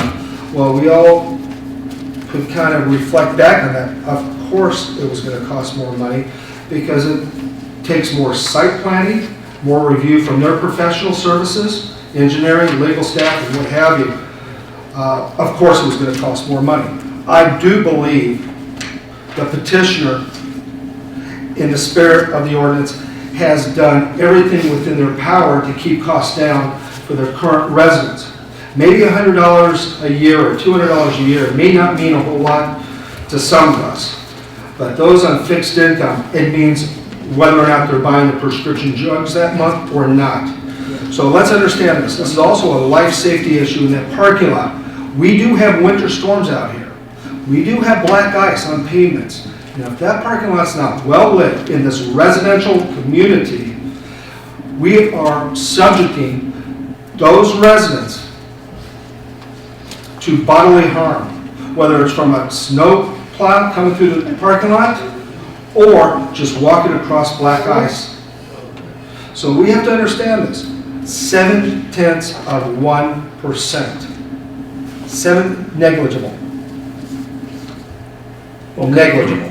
And this, I believe, and I know the village, we have an ordinance that we have an administrative variance up to 5%. This is less than 1%. There's an administrative variance allowance that we have of 5%. And we're here today to discuss less than 1%. Okay, we've had a lot of discussion on it. I believe Trustee Costa wants to say something. Just a couple of comments and then an observation here. First off, I believe if you read the letter, you're saying that if you had to change the whole light fixture, including the pole, it would be $60,000 based on the lights that evidently you haven't even priced yet, because evidently you found lights that do meet our ordinance, correct? The estimate that we put together was based on a full new pole column and head, as well as remounting to existing concrete and the change to the electrical needs to accommodate that fixture as well. Okay. So evidently there was some trenching and concrete work. And okay. So evidently there is some disconnect between the exhibits that were given, possibly, that were given to staff to give to you, somewhere you possibly did not see those, or your engineers didn't see them, or they possibly looked at them and didn't tell you that they may not fit, or they won't work, no matter what the case is. That's one issue. So that these heads could conceivably be a negligible cost to change them, which you don't know yet until you look into it. These ones that would meet our ordinance.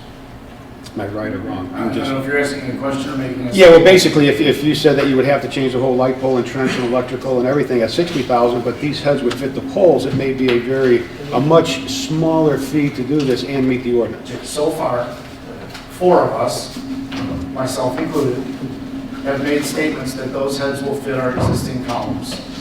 None of us are professionals in the industry that can speak to whether or not that model head meets the model pole that I have on site. Again, the second part of my letter states that if it's required that we meet the dark sky initiative, the ordinance, 100%, we're committed to that. We will do that. Our preference, as the letter states, is for you to allow us to use the residential appearing fixture as we've selected with the model number, everything that we've selected. That's our request. You have every right to refuse that request and cause us to meet the ordinance full compliance. We will do that. We will make that commitment. We have to make that commitment. My final comments in that letter speak to the truth of, if I don't have the approval to proceed and I can't submit for permit on this project, we will lose it. We, Providence Life Services, will lose it. Homer Glen will lose it. I'm not putting that blame on anyone. I'm merely stating the fact. My license with the state of Illinois will be up. I will not get it renewed. There will not be opportunity for me to have it renewed. I need to have plans into the office here for review and permit and be breaking ground this year. We're in September. You know how difficult that is for me to pull this off and be in the ground in October. That's what I'm saying. At this point in the process, if you tell me I have to comply 100%, my request is that your motion is the project be approved as designed and that it's left to your staff and your outside consultant to determine that we meet the ordinance 100% and the project's approved. Please don't ask me to go through that process and come back here again for your approval. I don't have that kind of time. I will lose this project. And I'm speaking I speak for a greater organization, okay? Providence Life Services, $90 million company. We're giving away $6 million worth of care every year to people who can't afford the care. We're trying to bring a new element of skilled nursing care to Homer Glen. We don't want to jeopardize that. We don't want to lose that. You've heard me say it before. We're the first in the state of Illinois to get this approval. We don't want it to go down like this. We don't want it to go down in flames here. So whatever you determine tonight, my request is the project is approved to proceed in either case so that I can finalize my drawings, submit for permit, and break ground this year. Otherwise, the project doesn't happen. Okay, I think we are very clear on the discussion here. There's a motion on the floor. Yeah, I don't think Trustee Salem. we're not having finished discussion Let's just here. finish what we're talking about, Jim, and this is gonna, just, you know what, we have the right to be able to talk about this. George, you can talk all night long. That's if you what, want. if Go that's what right we have ahead. to do, we will. Trustee Go ahead. Costa? Just another Hey, comment. George, you don't direct Trustee Costa. I run the meeting. Trustee Costa, go right ahead. Thank you. Another comment was made by Trustee K. Janus, and then also that we change our lighting ordinance in August to various foot candles and power. And my concern right now as a trustee is that something was changed that is creating a safety hazard in our community. And I don't know that I want to approve anything right now until we make sure that our lighting ordinance is not a safety hazard in this community. Now, if the lighting that we approve that's in our ordinance is approved and it's safe and it's in other parts in our community, then I don't know how we would determine that it would be unsafe in another development. If it is unsafe, then we should look at that real hard. My suggestion is this. I would like to see this project go through. I don't want to see any project, any development, no matter what it is, stop. Back in April or back in May, 5 months ago, I remember that there was a comment made that the development will meet our ordinance and there won't be a permit. That was made by Mayor Daley, and it was said more than once. I understand we're splitting hairs with 0.7% or 0.6 or 1.2%. But one thing you have not seen is that these heads may fit your lights, which is 100% compliance, and that would bring the cost down drastically, possibly to the lighting. I don't have an issue approving this ordinance or this the permit with giving you 60 days to see if this will fit it, rather than saying that the lighting that you have in here now is the one you're going to use and you're locked into 60,000. But I still would like to see you meet our ordinance. That's my opinion. Okay, Trustee Yukich? As Trustee Costa said, we're looking in the same direction. If you already have the poles there and these lights will fit on it, it could be less than 60,000. If you were spending X amount of dollars for this fixture that you have here, and this fixture might work the exact same way, and it's at the same cost, it doesn't cost you anymore. It might cost you less. We don't know because nobody told me about this. Can I ask you a question? Yeah. Not you personally, I'm sorry, but your lighting consultant is here in the room. He spent countless hours and emails on the phone with my consultant. I'd like to hear from him, or perhaps even, John, my architect, the conversations that took place concerning those heads and whether or not they fit our columns, whether there were those discussions or not. Because your consultant spoke directly with my consultant. I'm just curious as to whether or not that discussion was had. Because again, you just made the statement, that could fit, we could make it work, we could create some sleeve and make it happen. I'm very familiar with many techniques to make stuff work when you want it to work. But I'm just curious, your consultant's here in the room, what he would say to these questions or comments. I'm curious too. So, The fixture that was discussed to replace the fixtures that they're proposing at the 0.7% over the ordinance are not the fixtures that Trustee Sabo was showing. And I don't know where the communication gap is with that either. When I kept talking to the electrical subconsultant for the developer, they kept on telling me that they had trouble finding fixtures that were the same in appearance that could meet the village ordinance. So, Well, Mr. Fisher, I appreciate your help and everything. On May 9th, these were attachments, well, not attachments, they were links that were, a letter was sent to you at Farnsworth, a copy to Aaron, Mike Selamovich, Manager Davis, in response to an evaluation about lighting for Victorian Village by Aaron. These examples were post-up fixtures that were full cutoff and in compliance, and would have, this is back in May, would have saved a lot of time and money here. Again, they were sent August 6th, letter to Brian Fisher at Farnsworth, copy to Manager Davis, Aaron, Mike Selamovich, the replacement for the old world fixture V as in Victor 2703 that is not full cutoff, no matter how little light you're talking about. There is a problem with that light because it sends out light this way and it travels for a great distance. It also creates another light source with each panel the way it's done. It doesn't fit the ordinance. So these were sent. I don't know what happened. These were sent in good faith. Thought that these would be discussed. It would have saved a lot of time and money. And I want to clear up some misunderstanding. The $60,000 that was in the Providence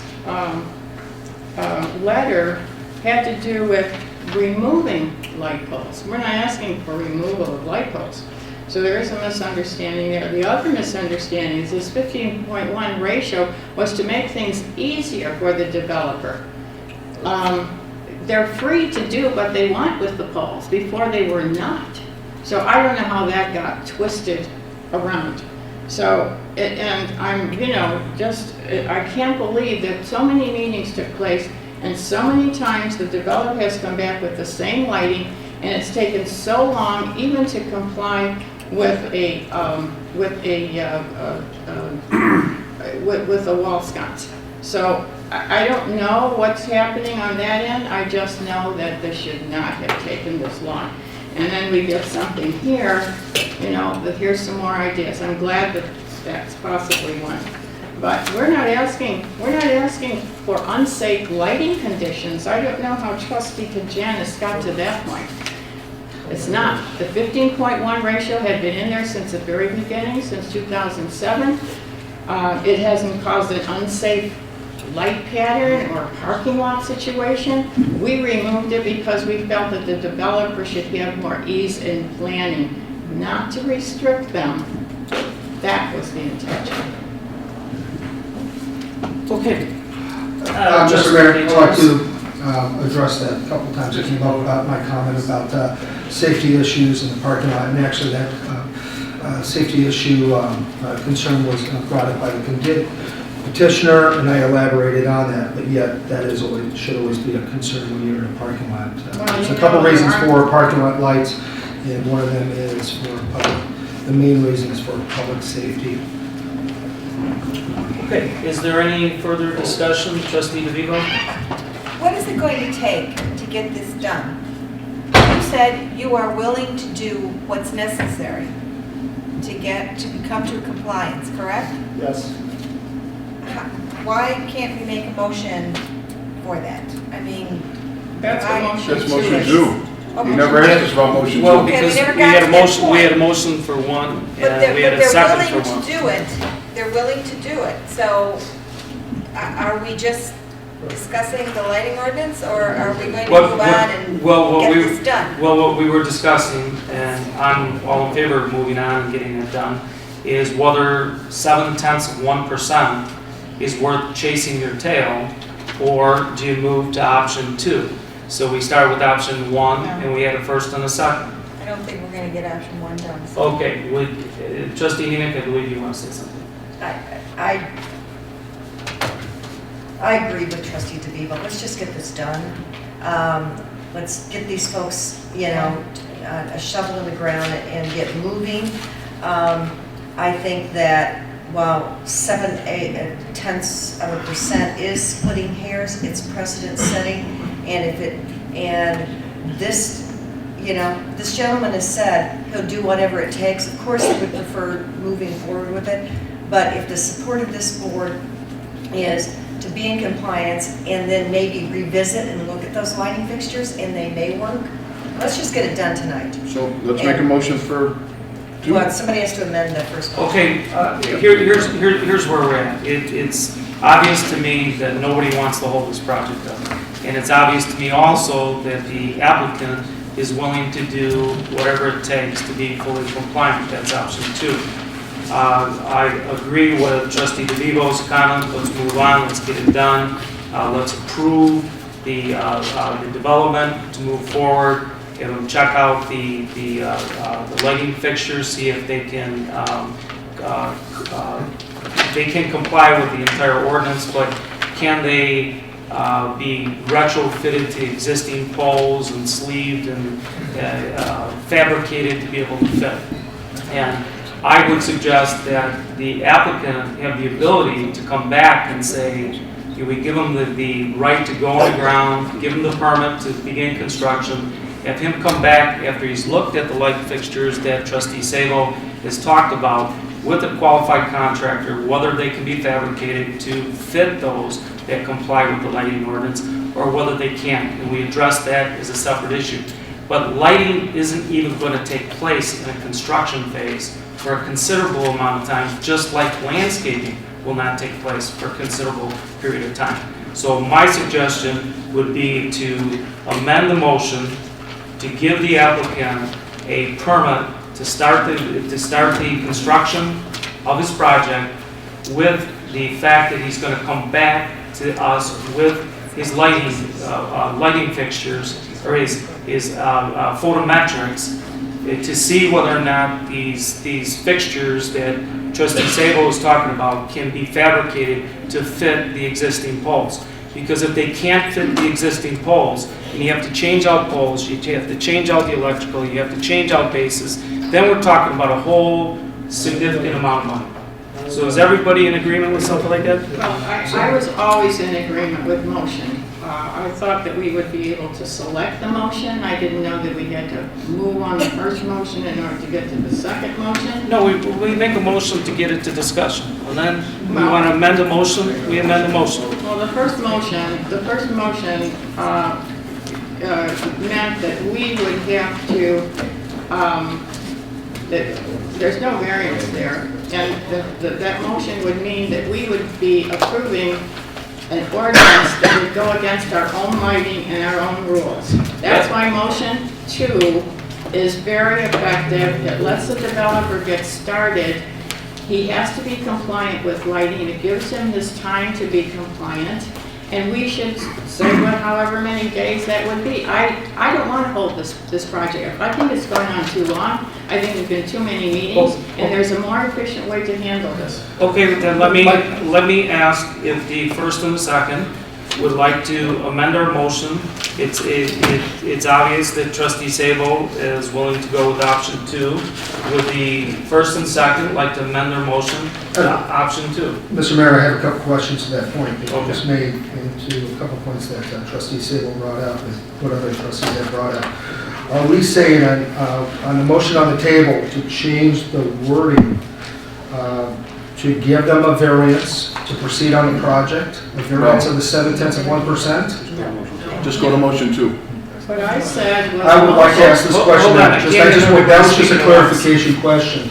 Then I want to get, before I make the decision whether or not I want to remove this off the table or not, and withdraw my motion, if it's understood and the petitioner comes back to our board with, if it's whatever time span it may be that they need to come back for the final on the lighting, they come back and say, you know, we try to work it every which way till Sunday, and we just can't come up without going through major expense, so we need that 0.7%. Are we going to sit here and go through this whole exercise again on variances and weeks and weeks and weeks to get them some parking lot lights in their establishment? I would say not. I would say that nobody, as it was stated when they were first here, nobody wants to put excessive cost on them.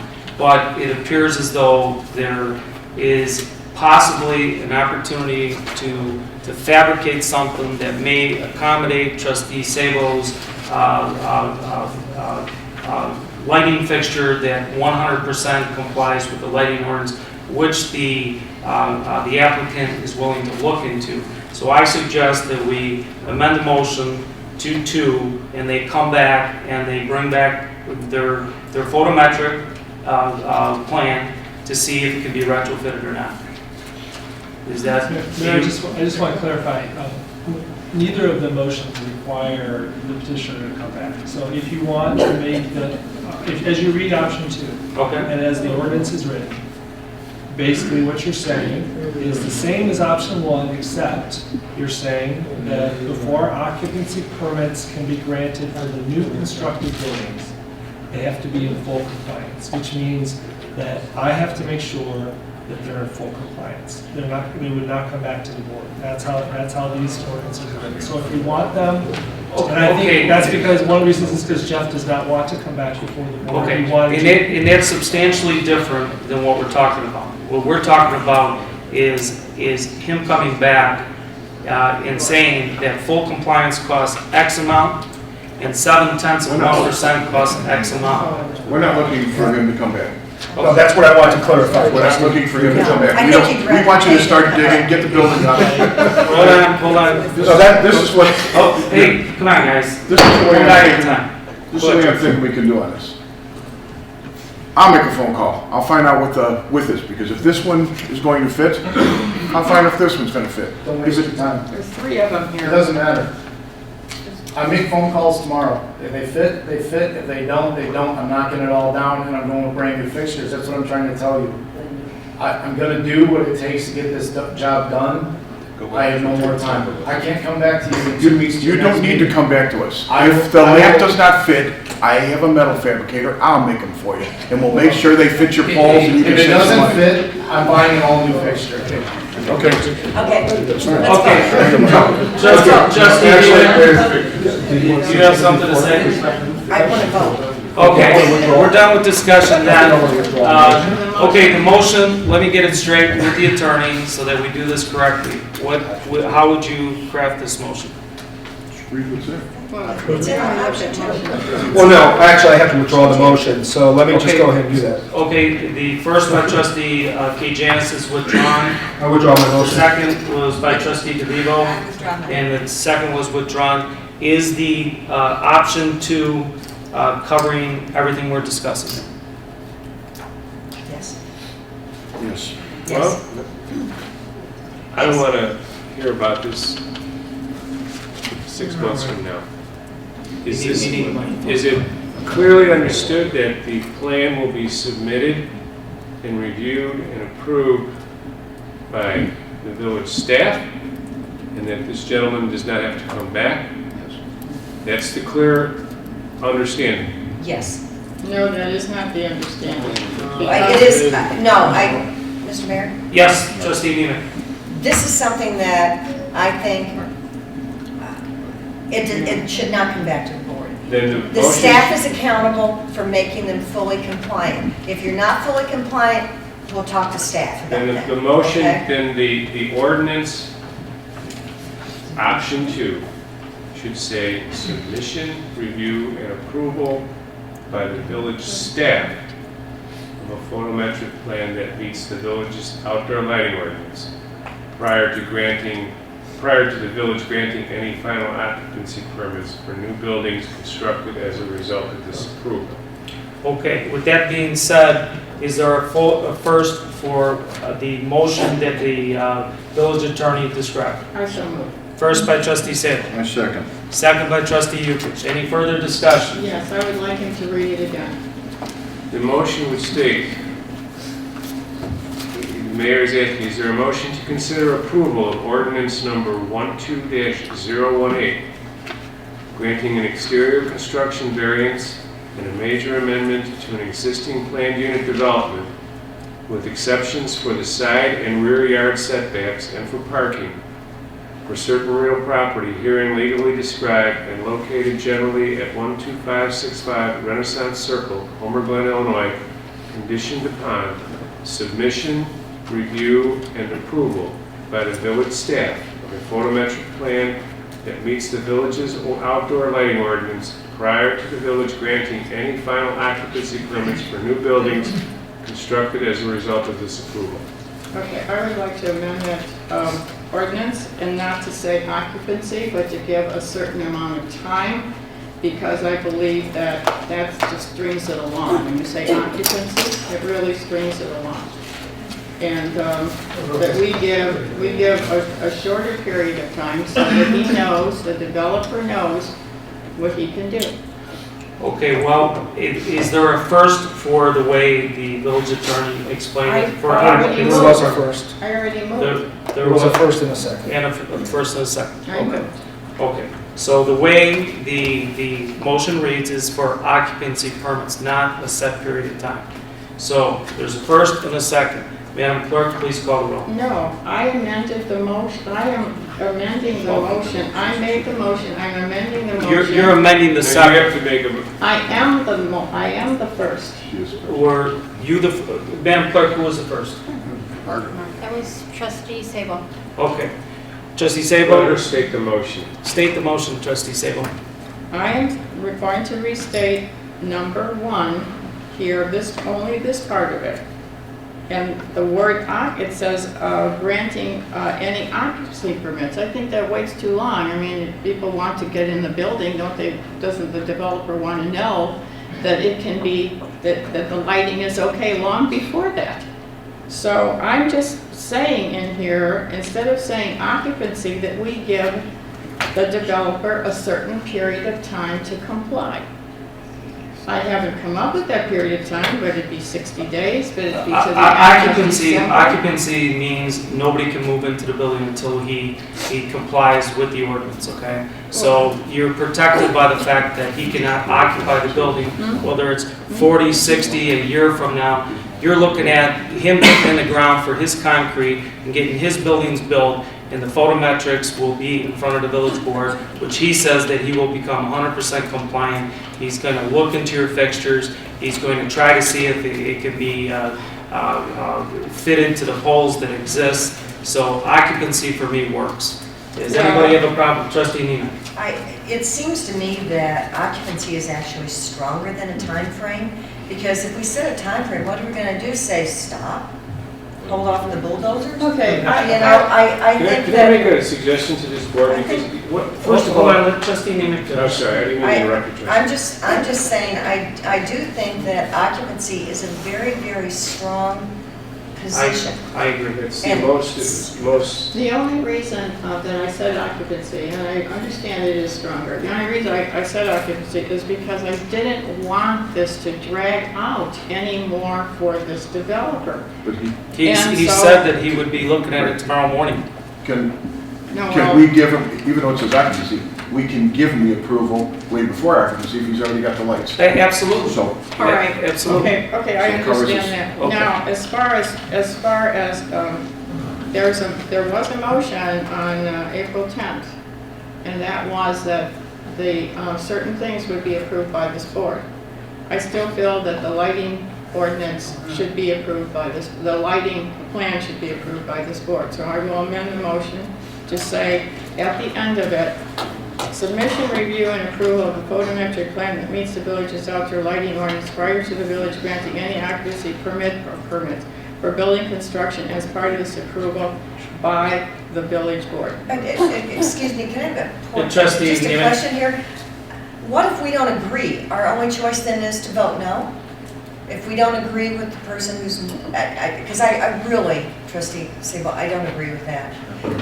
Who do you think should approve it? Because staff, you're saying staff should approve this? Yes. Yes. That's what we have a professional staff for. That's why we have Well, it engineers. didn't work this last time, did it? Oh, yeah, it did. No, it didn't, because we didn't come up with Whatever. the right thing. Whatever. Did we? You're amending your motion.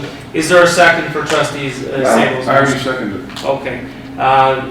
What do you call it? So is our only choice to vote no? Seriously? Wait. Our only choice, if I don't agree with that, I have to vote no? And I don't agree with it either. Okay, wait a minute. If you didn't, well, let's just discuss this, Mary. If you didn't agree whether it should come back to this board for lighting approval, this is just a That's correct. formality I to don't, do it. because I What's the think it's big my deal about it? issue. I think, again. All right, okay, I withdraw that part, and I will read the motion in its entirety.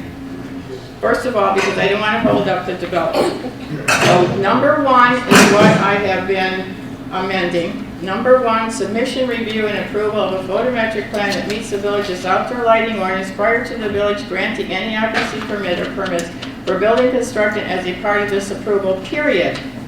And that's the way motion 2 reads. You don't want it approved by the village staff. Well, I understand that Mary doesn't want it that way, and maybe others, No. by the village board. We want it that way. So The are you, village staff. the village staff? Village staff. Approved by the village All staff. right, it doesn't say village staff. No, you're making the motion. I read You're the motion. amending the motion and you're trying to say village board. We're trying to say village staff. Actually, she's trying not to say either one of them. I'm not saying either one She's here. just saying we're gonna go with motion As 2 it- with 1 as read, staff will approve it. I think number one, what Kerry was trying to do when he ended that sentence, and the end was probably protected me a little. He wanted to make it perfectly clear to everybody that it was going to be on my shoulders, to make sure the staff gets right. I think everybody understands that. Okay, We're probably so going to go we're- with it just the way it's We're going as written. Okay, so But what I'd like to do is still, Mr. Mayor, I'd still like to have that Trustee in, I'd still like to have that in there, because 6 months from now, I don't want to come up with a debate that we had going forward from last April. So having that added in there would be a This key is my point. motion to Mr. No, I'm just asking, I'm just I'm not going to stating say- an opinion on the motion and discussion. Okay, Trustee Neiman. Okay, I've gotten confused. The motion is. What is the motion? Trustee Sabo, trustee Nemeth has the floor. How does the way the motion reads now, does that require the developer to come back here? It holds the approval of these plans like we always do with the staff, is that correct? Right. If you say by the staff, you have made it perfectly clear that the staff has your authority to approve. And if we say neither, by default, we follow our protocol, which is staff approves it.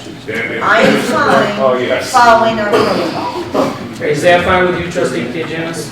I'm fine with following the protocol that we've had in the history of this village, but also what concerns me is last April that we attempted to change protocols, so that's why we're here today. Trustees. So I just want to make sure we're perfectly clear and understand, all of us, on the vote that we're having, and I think this is a very important vote.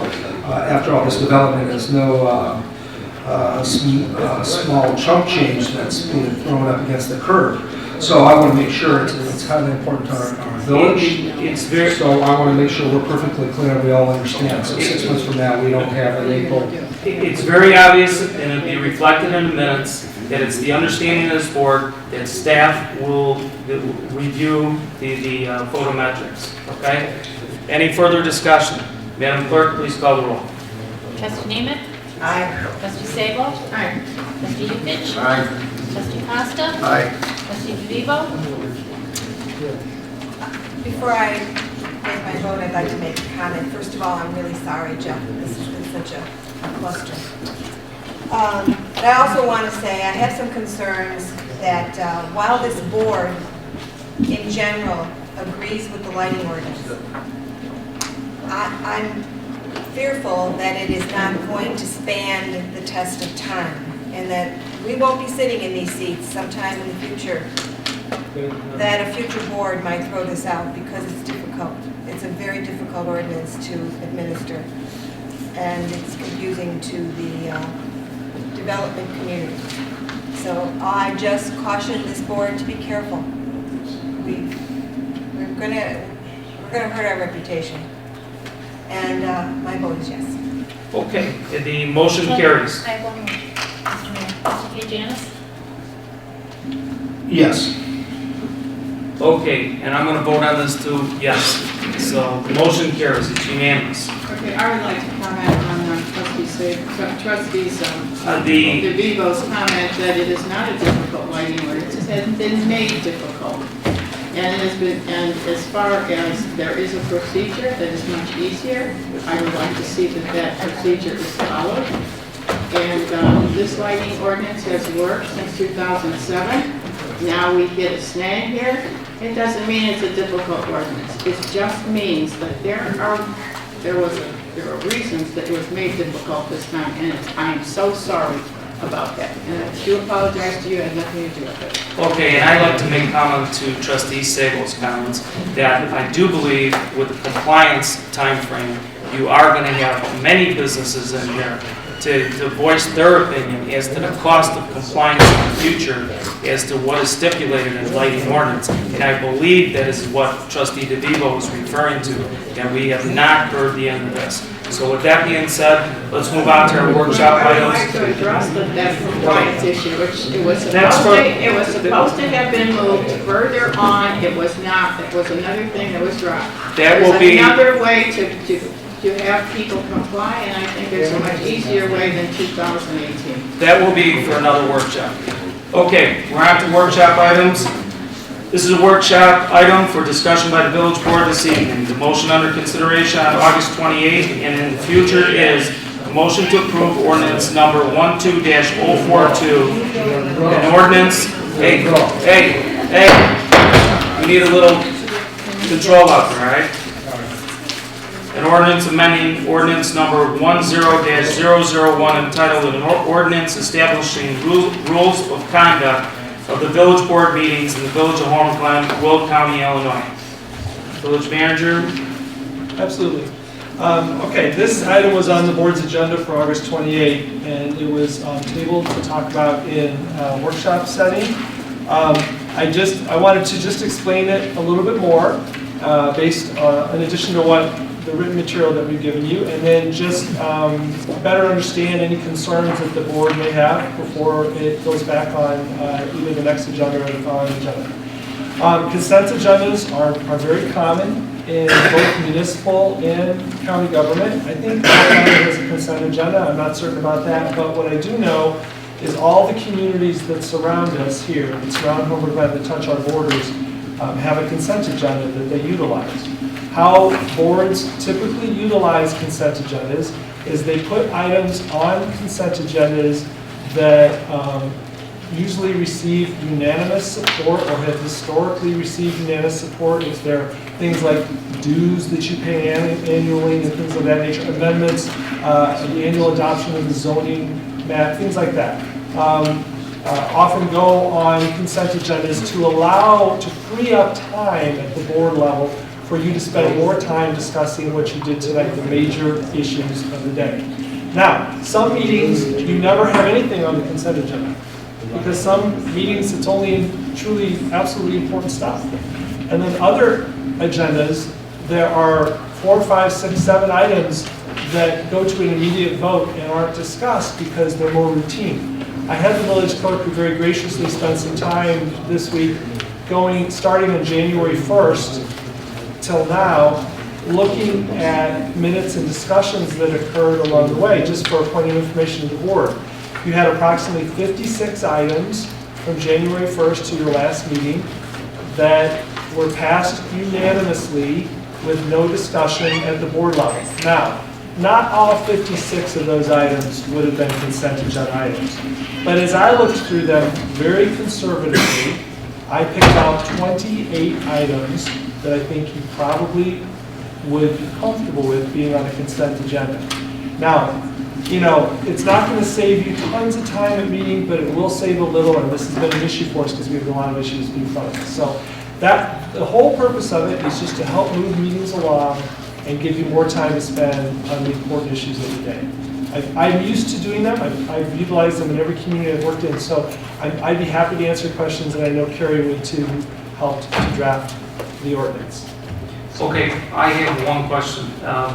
When you have a consent agenda, and we had a number of things tonight that could have been on a consent agenda, well, let's see. Let me look back here for a sec. The time change, maybe? Yeah, you know, let's see here.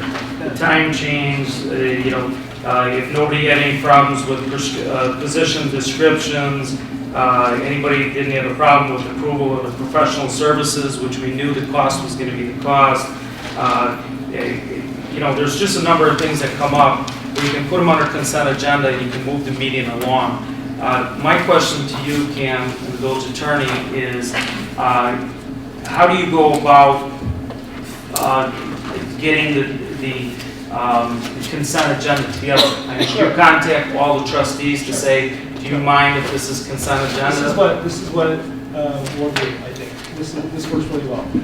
I'll take a committee as an example. So we're a public safety, and the committee discusses an issue, and it's a unanimous recommendation coming forward.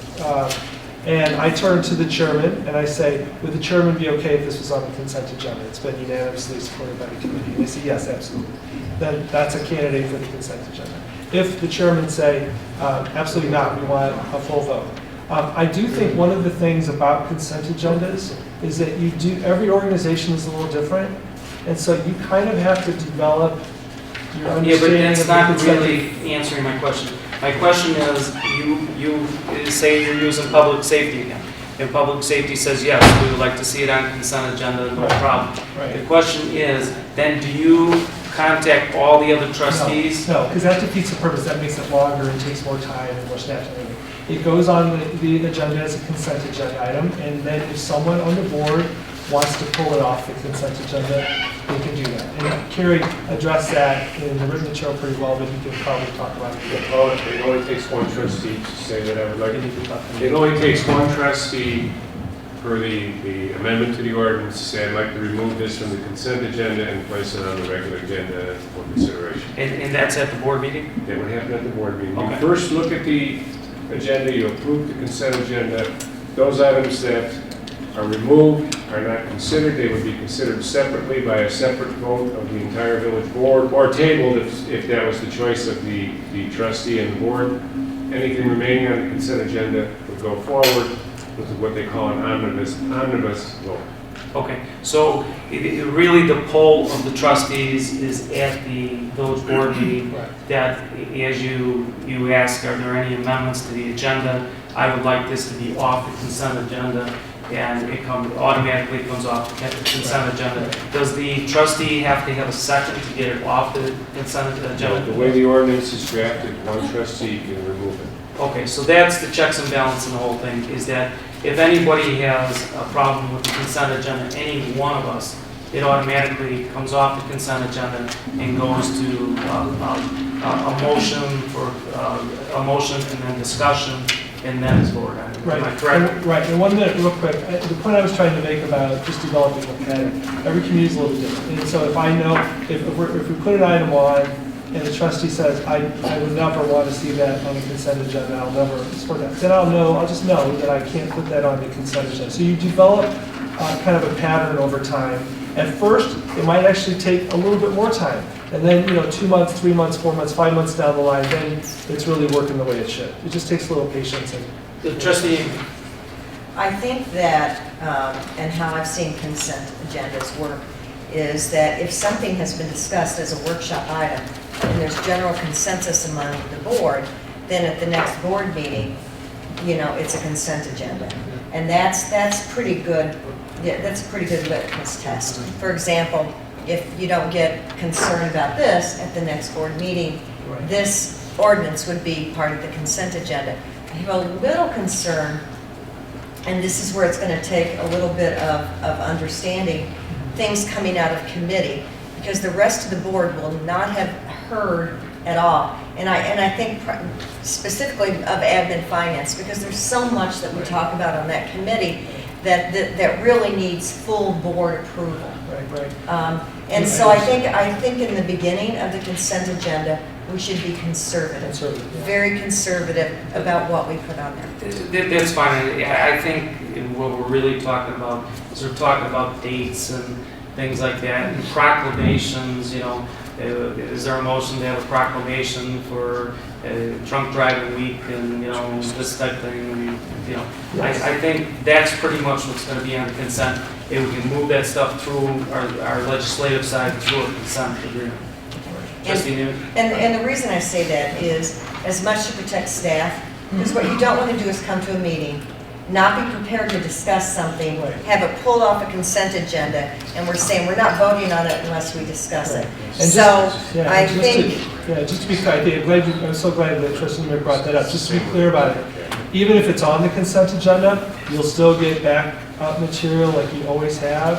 I would create that agenda item and have staff create that agenda item like it was going to be a full-on discussion item. So, but I agree. I think the best thing to do is to do what Trustee Emick said, start very conservatively, and we'll just build on it over time and see how it works for us. So does anybody really have a problem with we ease on into this consent agenda? And it's mostly designed for dates and for, proclamations and certificates and things like that. Everybody in agreement with that? Yeah, just one question. Trustee Costa? Yeah, like I said, again, we have things that were, in the ordinance or something. I agree, that'll make some things go quicker. Just one thing, page 2, I just have actually one word I would like to change on page 2, just to make it a little bit more clear. And if you go to the main paragraph, and at the large paragraph, about 2, 4, 6 lines down, where it says, at that point, the mayor should remove the item from the consent agenda and add it to the meeting agenda. I would like should change to shall. Let's just say will, that there's no confusion at all. And again, I deal with a lot of laws that lawyers write, and should is you can do it if you want, shall means you don't. Shall means you, sometimes if you read the court's decisions, those shall can sometimes mean may, and may can sometimes mean shall. So I say will, and you've got it. I would like that to be changed will. Okay, so is there any other discussion for that workshop item? Okay, So then we would move to the second workshop item. We will now have Village Attorney Kerry Horvath discuss his research on temporary political signage. This was originally a part of a sign discussion in the Village Board workshop session on July 24th. The board asked Attorney Horvath to research the issue of political sign placement in public right-of-ways and the related issue of not-for-profit sign placement in the public right-of-ways. You have the Attorney Horvath's memorandum, which we will now summarize for us this evening. I'll try to summarize this briefly. We prepared the memorandum addressing actually 5 separate subjects. The first is the regulation of campaign or political signs. You cannot just have a regulation in place that addresses what I'll call campaign signs or political signs and does not and treats them differently. That's considered to be a content-based regulation. And if you have that or you choose to selectively enforce your ordinance and treat political signs differently from other types of commercial signs, that's prohibited, and that ordinance would be unconstitutional. No ifs, ands, or buts about that. The United States Supreme Court has spoken to that issue. The United States federal courts have spoken to that issue. And it's just simply unconstitutional. With respect to residential property, because the state legislature enacted a new piece of legislation and it's effective January 1 of 2011, you can no longer regulate how long owners of residential property can keep and display political signs on their property. You can still impose reasonable restrictions on size, but those restrictions cannot vary from restrictions that you've imposed with respect to other similar types of signs. And that's the law of the state of Illinois, and that is in effect now and will be in effect with respect to this legislation. Concerning public property, you have the right, with respect to property that you own, to regulate and prohibit political signs from being placed on public property, including your public rights of way, your parkways, and your easements. But that prohibition has to apply equally to all forms of signage. It cannot set aside any type of sign. If you're going to prohibit one type, you must prohibit all types. You can't, again, restrict or regulate or legislate on the basis of content. But you do have the right in a community such as Homer Glen, because there are other avenues, other available avenues for public expression, to eliminate the right to put signs on public property. That includes posts, poles, the right-of-way, parkways, whatever you own as a village. You can base that type of restriction on purely aesthetic concerns. And through your zoning ordinance in large part has aesthetics as one of its main components. So the Supreme Court has said aesthetic concern for a blanket prohibition based upon aesthetic concerns is appropriate, so long as there are other sufficient other avenues of communication, and you have not imposed a restriction greater than necessary with respect to the type of signs. But again, that has to apply to all types of signs. You cannot single out anything in particular. And then there's one final bit of legislation that I think you need to be aware of, and that is legislation or the electioneering or signs placed outside of the campaign-free zone, which I believe is 100 feet from the polling place. On election day, those signs can go on any publicly owned or privately owned property. It's a public forum, and you cannot restrict them on that day. They must be permitted. That's pursuant to our state legislative election code. And I pointed out that the state's attorney's office issued an opinion that at least in Cook County, concluding that this particular provision of the statute relating to election day relates to election day only and not to the period allowed for early voting. So on election day, the signs can go up outside of the campaign-free zone, and you cannot restrict them on that day alone. So, does anybody have any questions? Trustee Costa. A couple questions for you. You know, there's been conversation, for example, like you said, you can't restrict, if you restrict a political sign that it can't be in a right of way and you enforce it, then you have to enforce the sign that is saying that there's bingo Saturday night or there's an event, whatever it may be. It's just signage in general. It's signage in general. Now, can we, because here's the issue, and I think all of us at this table have run a campaign or two in our time to run for office. No. I think most people, most of us, try to be, you know, you want your name out there, you want your sign out there, you know, you try to move it back away from the road, and then everybody keeps moving forward, so your name is first or last. Can we limit or restrict the amount of signs, let's say on a corner or distance between signs? For example, if Church A is going to have a big carnival, they normally don't put a sign on every corner and every 20 feet down the major roads. They have them sporadically put in the community to let everybody know that there's going to be a carnival coming up.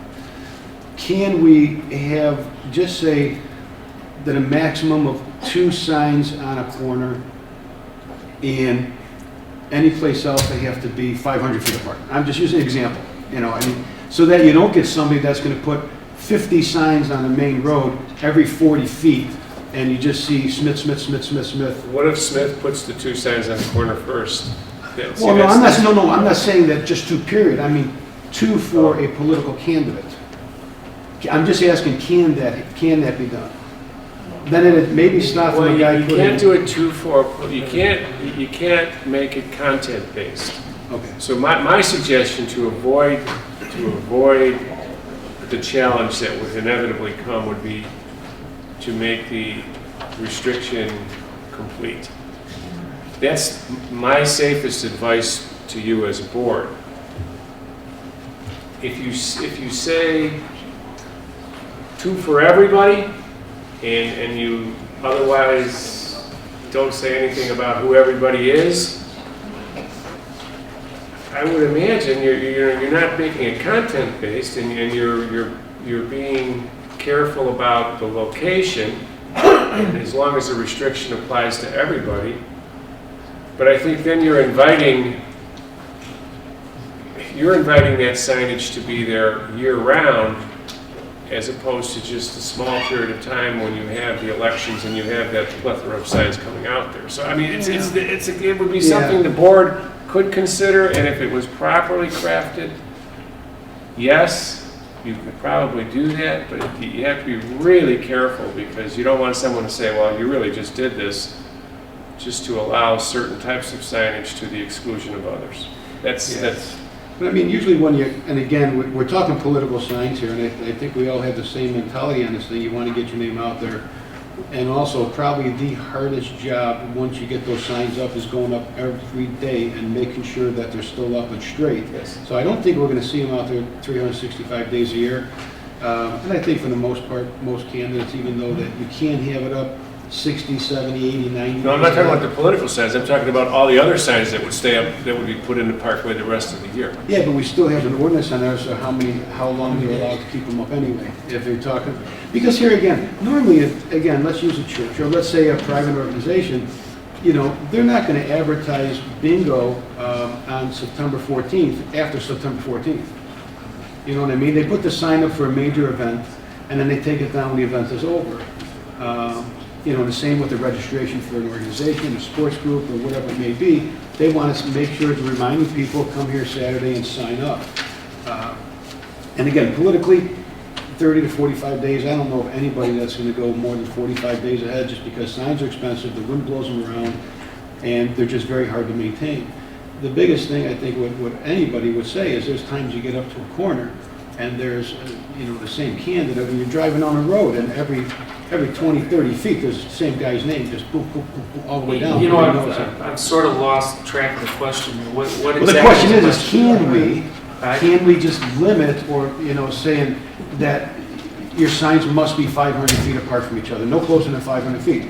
So that it's not telling that a church, they can't put it there, it's not saying anybody, or I should say church, a school, church, a group, but it's also telling where the issue is coming up is berating the community with political signs. Someone will buy 500 signs and put them up on 3 streets. Can we just say? I guess the question from Mike is, can 500 feet apart minimal? Yeah, can you restrict the distance between signs for political signs? Well, on all signs, For all signs. In the public way? Just in the public way? Well, it's a, Because again, private, this is restriction really on businesses. because technically they're not supposed to be in the public way anyway. Right. No signs are supposed to be. But again, if Johnny Scout Troop puts it up that they have a pancake breakfast trying to make money for its camp, and it's in the public way, are we gonna take that one down the same as Mike Smith putting his name up as a political sign? And you're saying we have to be consistent, we can't take one You down. have to be consistent in your regulation itself and in your enforcement. And we just passed something tonight about no more than 6 signs within, what was it? 300 linear feet. 300 linear feet, Right, so. that was the ordinance for the business signs, right, the Temporary commercial sign. signs, Right. that they come in and get a permit for, and Right. they're restricted on how many days they can have it up. Plus they cannot have Trustee it. Costa, probably one of the hardest things about. This is a tough one This to is, come it up is, with. and there's been so much written about it in our professional journals and stuff. Probably one of the hardest things about distance regulations is the enforcement side of it. And the political signs are even tougher because some political signs go up and then some disappear and then they're replaced with other signs, and whose signs were there first and mine was there first, and it becomes a real hard job for John to deal with. He's not going to get out the wheel and probably measure it if it looks exactly right, but I mean, I also don't know that you want John out measuring distances between signs all the time. So I think it's probably, as tough as it might be to write from a legal standpoint, it might actually be tougher from an administrative standpoint to deal with that kind of thing. I think the bigger issue that you have in front of you is what Carrie's telling you is if we have Homer Harvest Day signs up in the public right of way, and we're going to allow that to happen. I'm just using that one because that was from this past weekend. That the political signs have to be allowed in the public right of way too. So the question then becomes for Carrie, and maybe you can address this a little bit more, is the time frames that you allow them in the public right of way, the legality of the time frames. We're dealing with political signs. I know they're messy. I know everybody gets tired of having to compete with other people with how many signs they have versus how many I have, how many get ruined by the rain, the snow, the whatever. But it's only for a period of time before the election to the election. I know it's not the prettiest sight around town seeing these things spewed all over the place, and I've done it myself. So, but the enforcement side and the selective enforcement side, meaning enforcement, John Robinson, selective enforcement, meaning, John goes out one day and they're there and he grabs these, somebody comes in 2 hours later and puts them down, the village is caught in the middle, how come you didn't take his? I personally think for the time frame that you're talking about for an election, we should just leave it alone.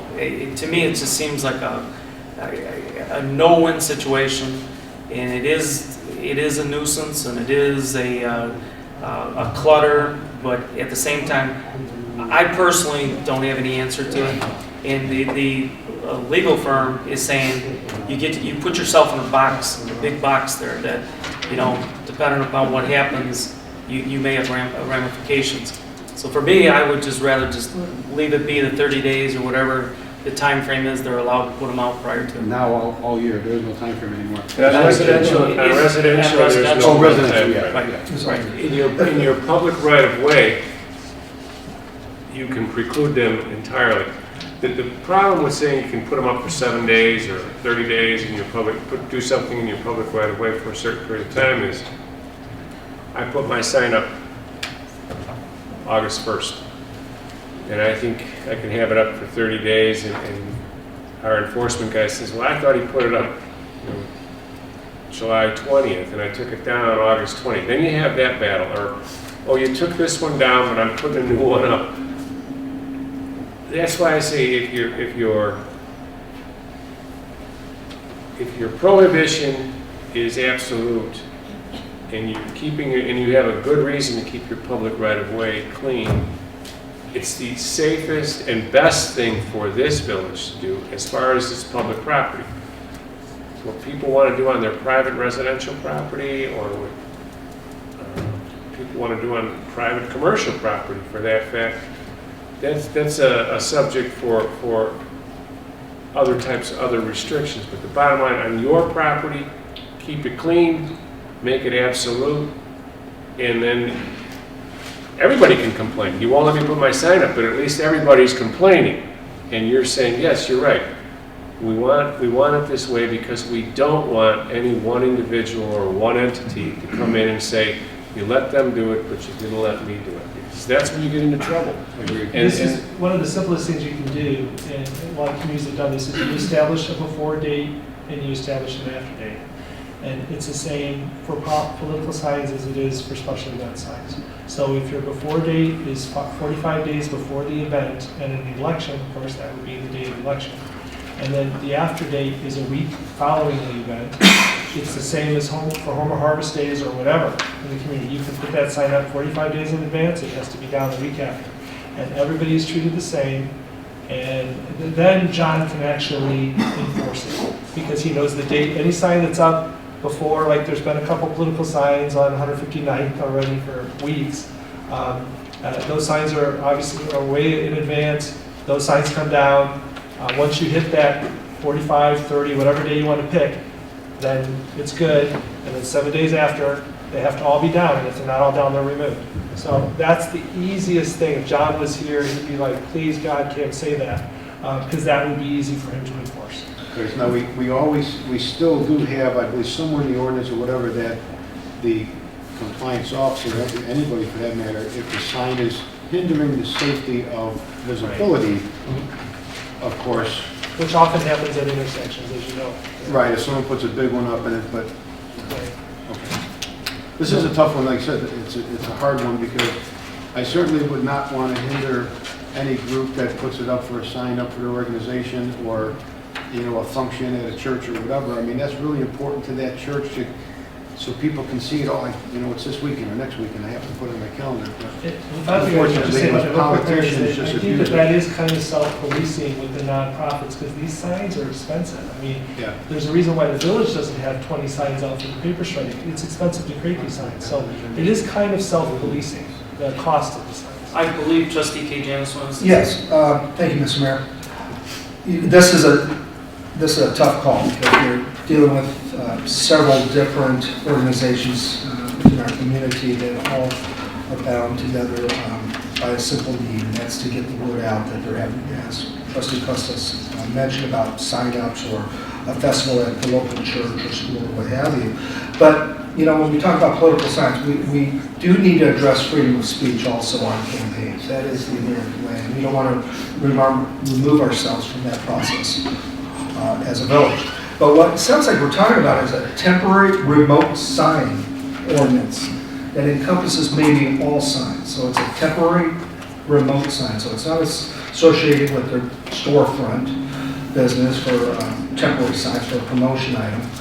But also we're kind of, I think of political signs in a lot of respects as far as, sight vision, public safety, if they're at corners and blocking corners and everyone wants to get closest to the street, and next thing you know, you're blocking that turning sight on oncoming traffic. So, things like that, I think we could work through, and that would, I think, work into whether or not it's a political sign or a sign for signups for football or soccer or what have you, or any other nonprofit organization. We still want to have the sight vision of being and protect our citizenry, whether it's crossing the street or making a turn around the corner. And that might mean, and I've reviewed several political sign ordinances throughout the country just by Googling it, and I've seen a lot of ordinances that talks about so many feet from corners and so many feet from curbs, whether it's a political sign or a community event sign. I think these are all common sense approaches that we need to take a look at as we march forward on this decision if we're going to have signs or not. I think that's really what's going to come down. We do have in our ordinance right now, it's 30 days for political signs, 30 days out before election time, and I think, if I'm not mistaken, 5 days after election they have to come down. I don't know if there's any way on permitting or reimbursement where they can recapture any money for picking up their signs, or we keep the money if they don't pick up their political Actually, signs. that part of the ordinance that addresses just political signs, that needs to be addressed, and that needs to be excised from, Right, from the ordinance. And I understand that. Now, I'm talking about all signs in its. If you want to make it all signs, yeah. Yeah, no, but you got to be careful. But no, but I'm talking about all signs, whether it's a permit process for a remote temporary sign, whatever the case may be. But I think the big issue is we don't want those signs being wind blown and blown across the street 6 months after the event, whatever the event may be. I think, going back to when we first decided to make this workshop item, I think it was very much understood that you couldn't have selective enforcement. So we're back to the same position here that, if you don't want any signs in the right of way, there will be no signs in the right of way. Not commercial signs, not political signs, not, you read this word, then another sign says that word, and that, what's good for one is good for all. Or you can leave it as it is and, deal with the fact that around political season, it's not going to look that pretty. Everybody advertises their name. We don't get in the business of touching political signs. And you live with it for the 30 days before and the 5 days after. I mean... Unless it creates a safety hazard. Unless it creates a safety hazard, correct. Trustee Newman? Just a real quick question. Did our approval of the special event sign tonight change the size of political signs? It did not change the size of political signs because you didn't deal with political signs tonight. However, you approved 25 square feet, and your current political size is 16. And you can establish a difference that they don't have to be equal.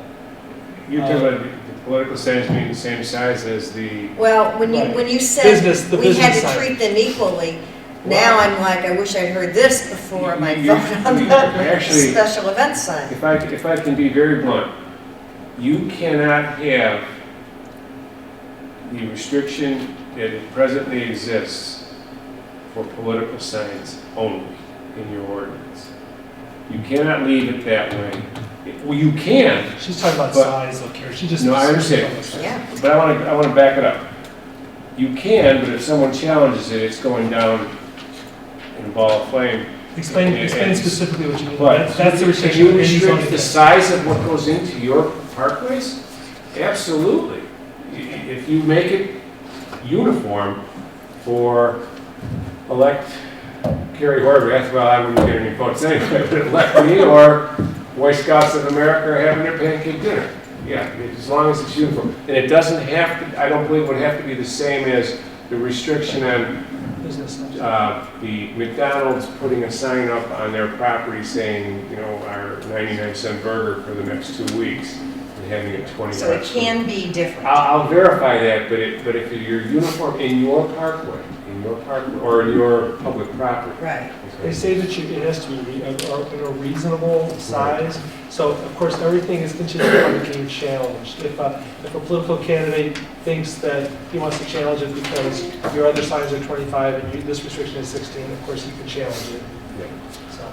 Okay, I'll have Carrie look into that because, you know, we did create an ordinance here tonight. It went from one to another, and we're talking about one is supposed to be the same across the board. So Carrie's going to look into that. Mike Costa. Just a quick comment for Carrie, just look into it. I don't know if this makes a difference, but what we created tonight is a permitted sign that has a certain amount of time we allow, where a political sign is not permitted. Now, correct me if I'm wrong, if the football organization wants to put up signs, they need permits, right? Yeah, you don't require permits in your current ordinance for political signs. Right, that's what I'm saying. All the other signs are Nonprofits permitted. are supposed to get permits, they Right. don't often get permits, but they are supposed to get a permit. But our ordinance specifies for commercial signs that are temporary, that are permitted. That is really different than All some- business some signs have free to get permits, correct. How about we do this? I don't so know if that that would we're, help Carrie when he looks to see if. yeah, so that we're not all playing attorneys and this goes on forever. We have Carrie look at it. I think he knows what we're talking about to make sure we can come back and address this at a later date with correct information. So, Carrie, you know your marching orders? Okay. Is there any other discussion on this workshop? Okay. Is there any new business or old business? Is there any new business? Okay, there is no executive session, as I said before. We didn't hear back from the attorney that we were going to have an executive session on. So is there a motion to adjourn? So moved. First by trustee Costa, second by trustee Sabo. All in favor say aye. Aye. All opposed say nay. Motion carries. Meeting adjourned.